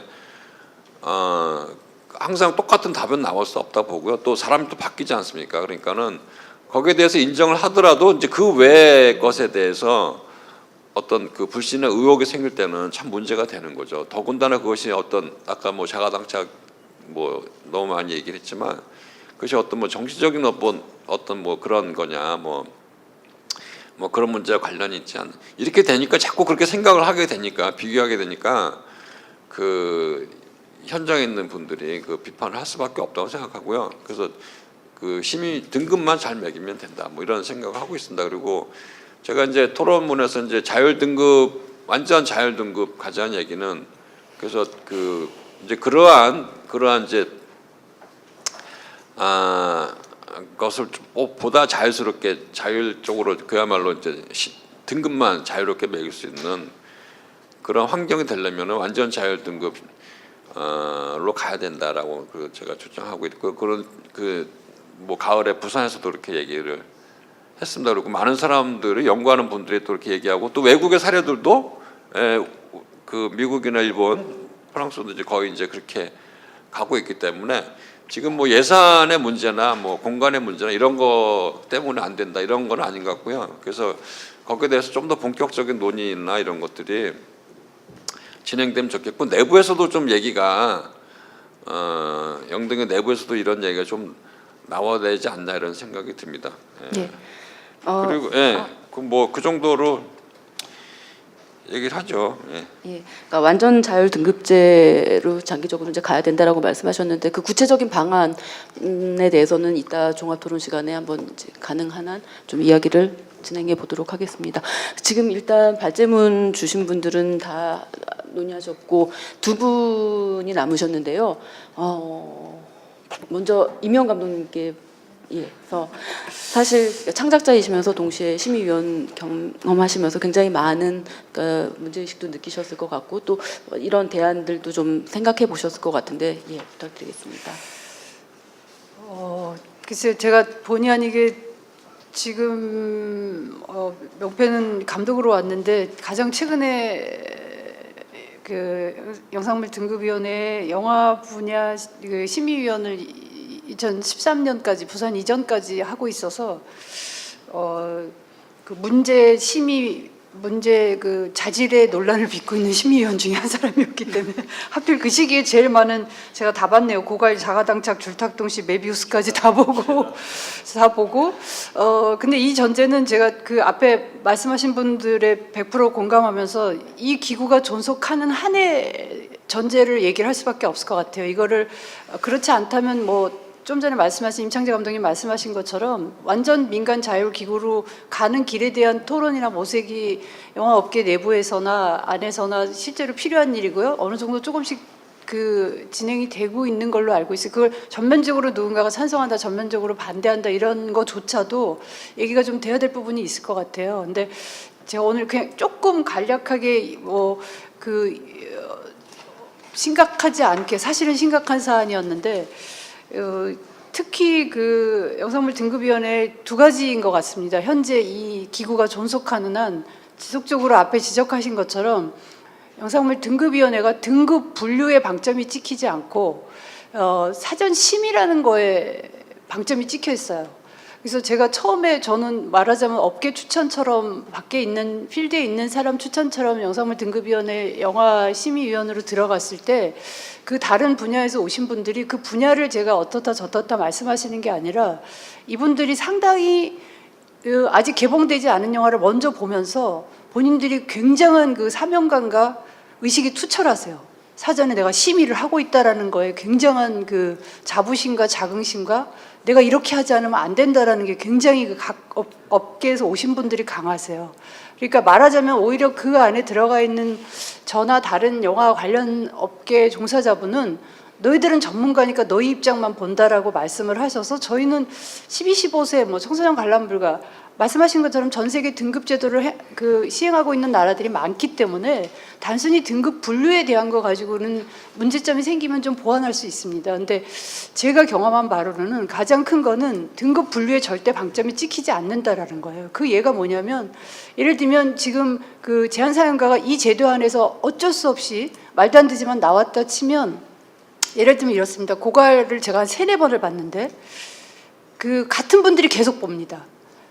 그러면 사실은 영화는 전문 뭐 일종의 전문성을 띈 직종에서 본다 하더라도 사실은 뭐 저희들끼리 말하는 뭐 이렇게 뿌옇게 블러 처리가 되는 부분이나 일정 부분 어떤 부분을 일정 부분 커트를 해서 오지만 이미 한 번 이상 영화를 본 같은 심의위원이 절대 바뀌지 않습니다. 예를 들면 이미 앞에 뭐 그 영등이의 등급 분류 매뉴얼에는 아까 말씀하신 것처럼 직접적으로 뭐 정치색 이런 얘기가 구체적으로 나와 있지 않지만 단순히 표기를 하게 되어 있지만 그런데 제가 제일 황당했던 거는 최소한 만약에 이 제도가 존속하는 한 5-6분이 봐서 4대1 뭐 3대3 정도가 낫다면 이거는 차라리 공론화를 해서 다른 10분이 보게 한다든지 20대, 30대, 40대, 50대 영화 전문가가 아닌 사람들에게조차 사실은 열어놓고 좀 보여줘서 그 사람들도 100명 보여줬는데 100명이 이거는 정말 사회 미풍양속을 어마어마하게 해친다. 이러면 그냥 수치적으로도 솔직히 뭐 좀 어불성설이지만 어느 정도 수긍할 수 있을 것 같은데 5분이 보시고 계속 5분이 보세요 다시. 물론 그 영등이 쪽에서는 말씀하시기에 그 위에 이제 뭐 구인위원회로 나중에 안 되면 올라가서 구인위원회를 소집해서 보신다. 7인위원인가요? 뭐 아무튼 구인위원회에서 위원들이 다시 보신다고 하고 뭐 격렬한 토론을 하신다고 하고 실제 그런 과정을 거치기도 해서 또 다시 제한사항가가 나오기도 하지만 문제는 그 소위 말하는 그 내부에서 어쨌든 등급 심의를 하는 분들이 계속 반복해서 보는 구조예요. 그러니까 이게 과연 저희가 무슨 편집실에서 전문가가 자기 영화를 수십 번 볼 때조차도 이것이 저것이 이런 판단 가치나 이런 것들에 대한 게 상당히 왜곡되거나 그럴 수 있는데 과연 그 이미 제한사항가라고 한번 다 같이 처음 보시고 제한사항가가 낫다라는 어떤 영화를 두고 한 2주 있다가 밖에 이제 정신 나간 사람은 그 심의 신청을 한 사람이니까 이걸 어떻게 하냐 뭐 일종의 블러 처리를 한다거나 이랬을 때 또 날짜가 잡히면 그분들이 다시 봅니다.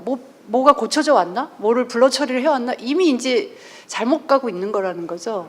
그래서 저는 사실 이런 사소한 얘기는 제가 안 해야 맞는데 당장에 그 이 등급위원회가 존재하는 한은 어느 정도의 대안이라도 좀 마련을 해 나가야지만이 심지어는 제가 볼 때 민간 자율화로 전면적으로 갈 수 있는 길이 열린다고 생각하지, 말씀하신 것처럼 이 등급 반은 그래 민간 자율기구로 알고 있지만 실제 자율성이라는 게 있는지 뭐 알 수 없는 이 기구에서 아까 말씀하신 것처럼 저도 조금 두서가 없지만 그 심지어는 이게 지금은 제한사용가 문제가 가장 시급하지만 실제 업계에서는 굳이 언급하자면 12세, 15세나 청소년 관람 불가의 그 경계조차도 상당한 의구심이나 그런 것들을 많이 가지고 계세요. 물론 업계에 있는 사람들은 그 등급에 따라서 뭐 시장에서 실제로 돈의 문제가 오고 가기 때문에 크지만 그거조차도 상당히 이런 그 매뉴얼이나 일종의 그 규격화된 것에 대해서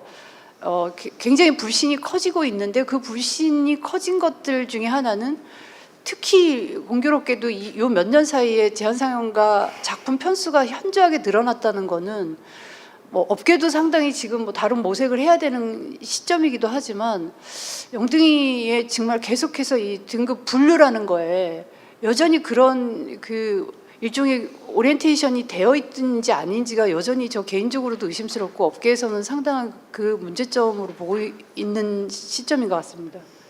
예. 자, 지금 이제 안에서 확인하신 어떤 영등이의 실제 그 좀 운영에 대해서 좀 느끼셨던 문제점들을 구체적으로 지적을 해주셨고요. 마지막으로 일단 토론자로 안치환 부장님께 좀 마이크를 넘기도록 하겠는데요. 좀 하나 부탁을 드린다 그러면, 그러니까 영등이의 물론 이제 홍보부장님이시지만. 그러니까 너무 수세적으로 그냥 이렇게 방어하시려고 하시지 마시고 인정하실 거는 하시고 좀 지금 현재 상황에서 과연 영등이가 어떻게 해야지 그러니까 모든 관객과 관계자들에게 정말 이렇게 신뢰를 받는 기관이 될 수 있을 것인지에 대한 정말 구체적인 그런 고민 속에서 좀 말씀을 해주시기를 부탁드립니다. 물론 제가 굉장히 어려울 거라는 건 알고 있습니다만.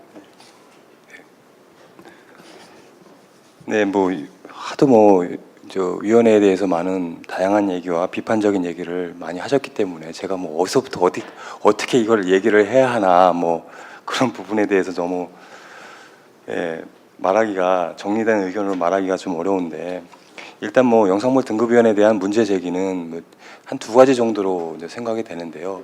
첫 번째는 제한사용과 등급과 관련된 부분이고, 다른 한 가지는 이제 15세 관람가하고 청소년 관람 불가의 어떤 그런 문제.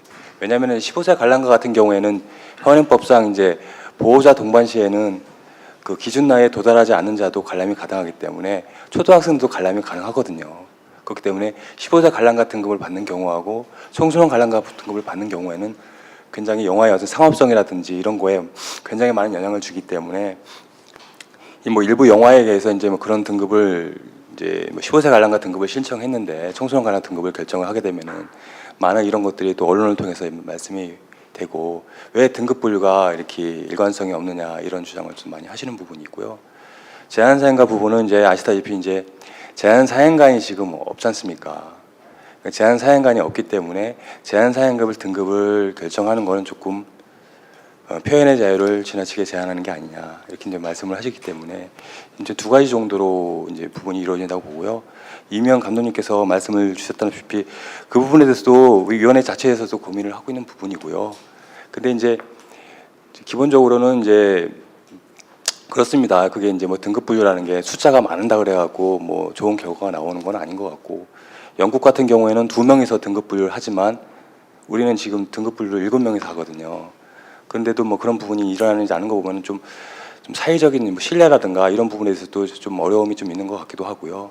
기본적으로 저희가 그 등급 분류 기준을 그 이제 2002년도에 좀 더 업계에서 왜 이렇게 기준이 모호하냐, 자의적이냐 이런 부분을 말씀하셔갖고 등급 분류 기준을 처음에 이제 37개 조항했었어요. 전체 관람가부터 제한 사용가까지. 그러니까 각 등급별로 뭐 서너 개 정도의 조항으로 이렇게 했었거든요.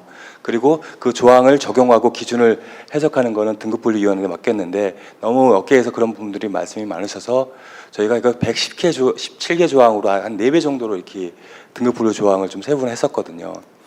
세분을 하다 보니까 또 하시는 말씀이 너무 이제 전체적인 맥락을 고려하지 않고 장면 심의를 하는 거 아니냐 뭐 이런 부분도 요새 좀 많이 말씀하셔서 사실상은 이제 전체적인 맥락 하에서 장면 심의 이런 부분들을 어떻게 전체적으로 고려를 하고 또 기준에 대한 이해를 등급분류위원들이 또 청소년계에서 오신 분도 있고 영화에서 오신 분도 있고 언론에서 오신 분도 있고 이런 부분들이 있는데 어떻게 이런 부분을 갖다가 공유하면서 잘 나갈 수 있는가. 그리고 아까 이명 감독님께서 말씀하셨듯이 이렇게 좀 어떻게 하다 보면은 뭐 3대 3이라든지 이렇게 조금 의견이 이렇게 뭐 7대 뭐 6대 이런 게 아니라 이런 그런 경우들이 있어요. 그런 부분에 대해서는 어떤 부분을 좀 프로세스를 개선을 통해서 할 수 있는가 그런 부분에 대한 연구와 고민이 좀 더 필요한 것 같아요. 사실상은요. 그리고 이제 등급분류위원이나 이런 부분에 대해서도 자주 이렇게 내부적으로도 토의를 해서 그런 부분에 대해서 이해와 관점을 더 넓혀가는 작업들이 필요한 것 같고요. 제안사연가 같은 경우에는 뭐 제안사연가는 주자 발표에 있어서도 많이 말씀을 하셨다시피 처음에 이제 이게 등급 보류 제도가 위헌 판결에 나갔고 2001년도에 이게 제안사연가가 생긴 건데 처음에는 아마도 제가 잘 모르겠지만 영화 업계에서는 그래도 어느 정도 환영하는 그런 부분들도 있었던 것 같아요. 근데 이제 그게 제도적으로 이렇게 하면서 지금 상황에 이르렀는데 처음엔 그리고 또 2004년도까지는 제안사연관이 한 서너 개 정도 있었던 것 같고 있다가 보니까 제안사연관이 수익적으로 운영이 안 되니까 뭐 폐업을 하시거나 일반 상영관으로 전환하는 그런 어떤 지경에까지 이제 몰리게 된 거거든요. 그런 상황을 계속 지켜오다가 2007년도에 그 천국의 전쟁이라고 있습니다. 천국의 전쟁이 저희가 제안사연가 결정을 하니까 이 천국의 전쟁을 수입하신 분께서 이제 자가당착처럼 소송을 거셨어요. 그래갖고 이제 대법원까지 갔는데 이 대법원까지 가는 과정에서 그 행정소송을 하시는 분이 이제 이게 헌법에 위배되는 게 아니냐 제안사연가 등급에 관련해서 그렇게 이제 해갖고 헌법에 이게 위헌재청 심사가 올라갔는데 그 2008년도 7월 30일인데 이 헌법재판소에서 이게 헌법 불합치 판정을 받았어요.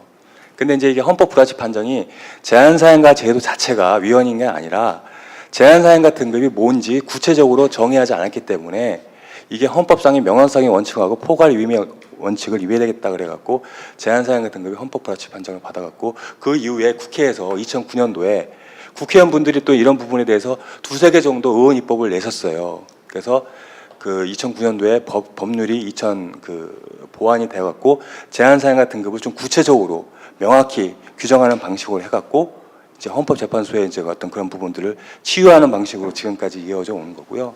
지금 이제 제안사연가 등급이 아까 이제 박경신 교수님께서 음란물과 가깝다 뭐 이렇게 말씀을 하셨는데 이제 사실상 영상물 등급에서 음란물을 판단할 수 있는 권한은 없거든요. 이제 여기 주제 발표에도 있다시피 저희가 청소년 관람 불가도 그게 음란물로 누가 이렇게 하게 되면 그걸 또 판단하게 되기 때문에 영상물 등급에서 음란을 판단할 권한은 없고요. 다만 이제 지금 제안사연가 들어온 것들이 음란물로 단정하기는 어려운 것들이 대부분이에요. 그러니까 예를 들어 갖고 혐오 이제 기준상으로는 이렇게 돼 있어요. 뭐 혐오스러운 성행위, 뭐 수간, 뭐 소아성의 시간이라든지, 그 다음에 이제 실제 성행위들을 구체적으로 지속적으로 표현한다든지, 뭐 그다음에 아동 성소년을 갖다가 성적 대상으로 묘사한다든지, 그 다음에 이제 뭐 메비우스 이런 거에서도 아시다시피 뭐 근친상갈 뭐 이런 것들을 과도하게 묘사한다든지 이런 식으로 돼 있기 때문에 사실상 이제 음란물로 단정될 수 있는 건 아니고 어떻게 보면은 좀 일반 상영관에서 조금 상영하기 어려운 것들, 가족끼리 보기 어려운 것들 조금 제한된 장소나 시설에서 이렇게 할 수 있는 그런 것들이 조금 제안사연관에서 분류되고 있다 이런 말씀을 드리고요. 기본적으로 이제 제안사연과 관련된 이슈가 뭐 몇 가지가 있는데 대부분의 의견은 저희 보고 이제 제안사연가 등급을 결정하지 말라는 요구가 대부분입니다. 대부분이 왜냐하면 상영관이 없기 때문에.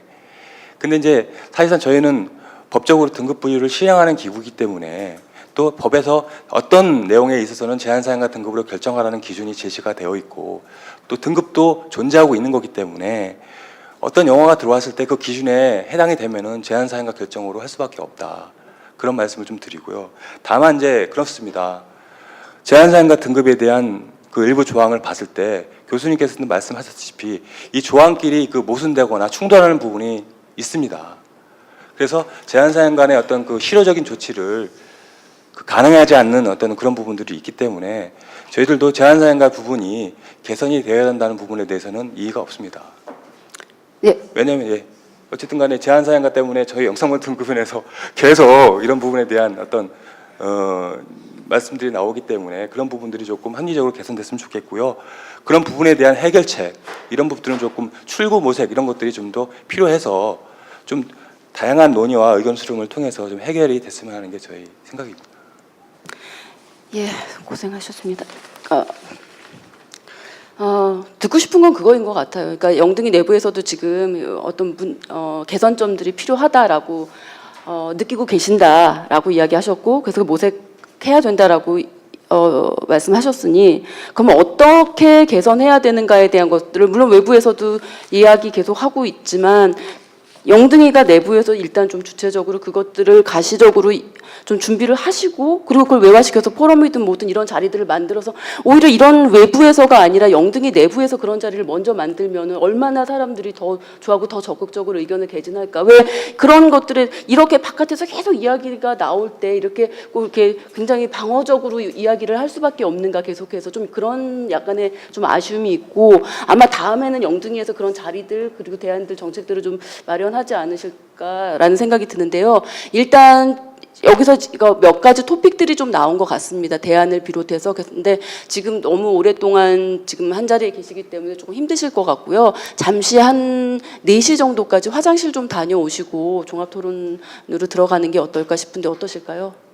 예, 잠깐 쉬시도록 하시죠. 고생들 하셨습니다.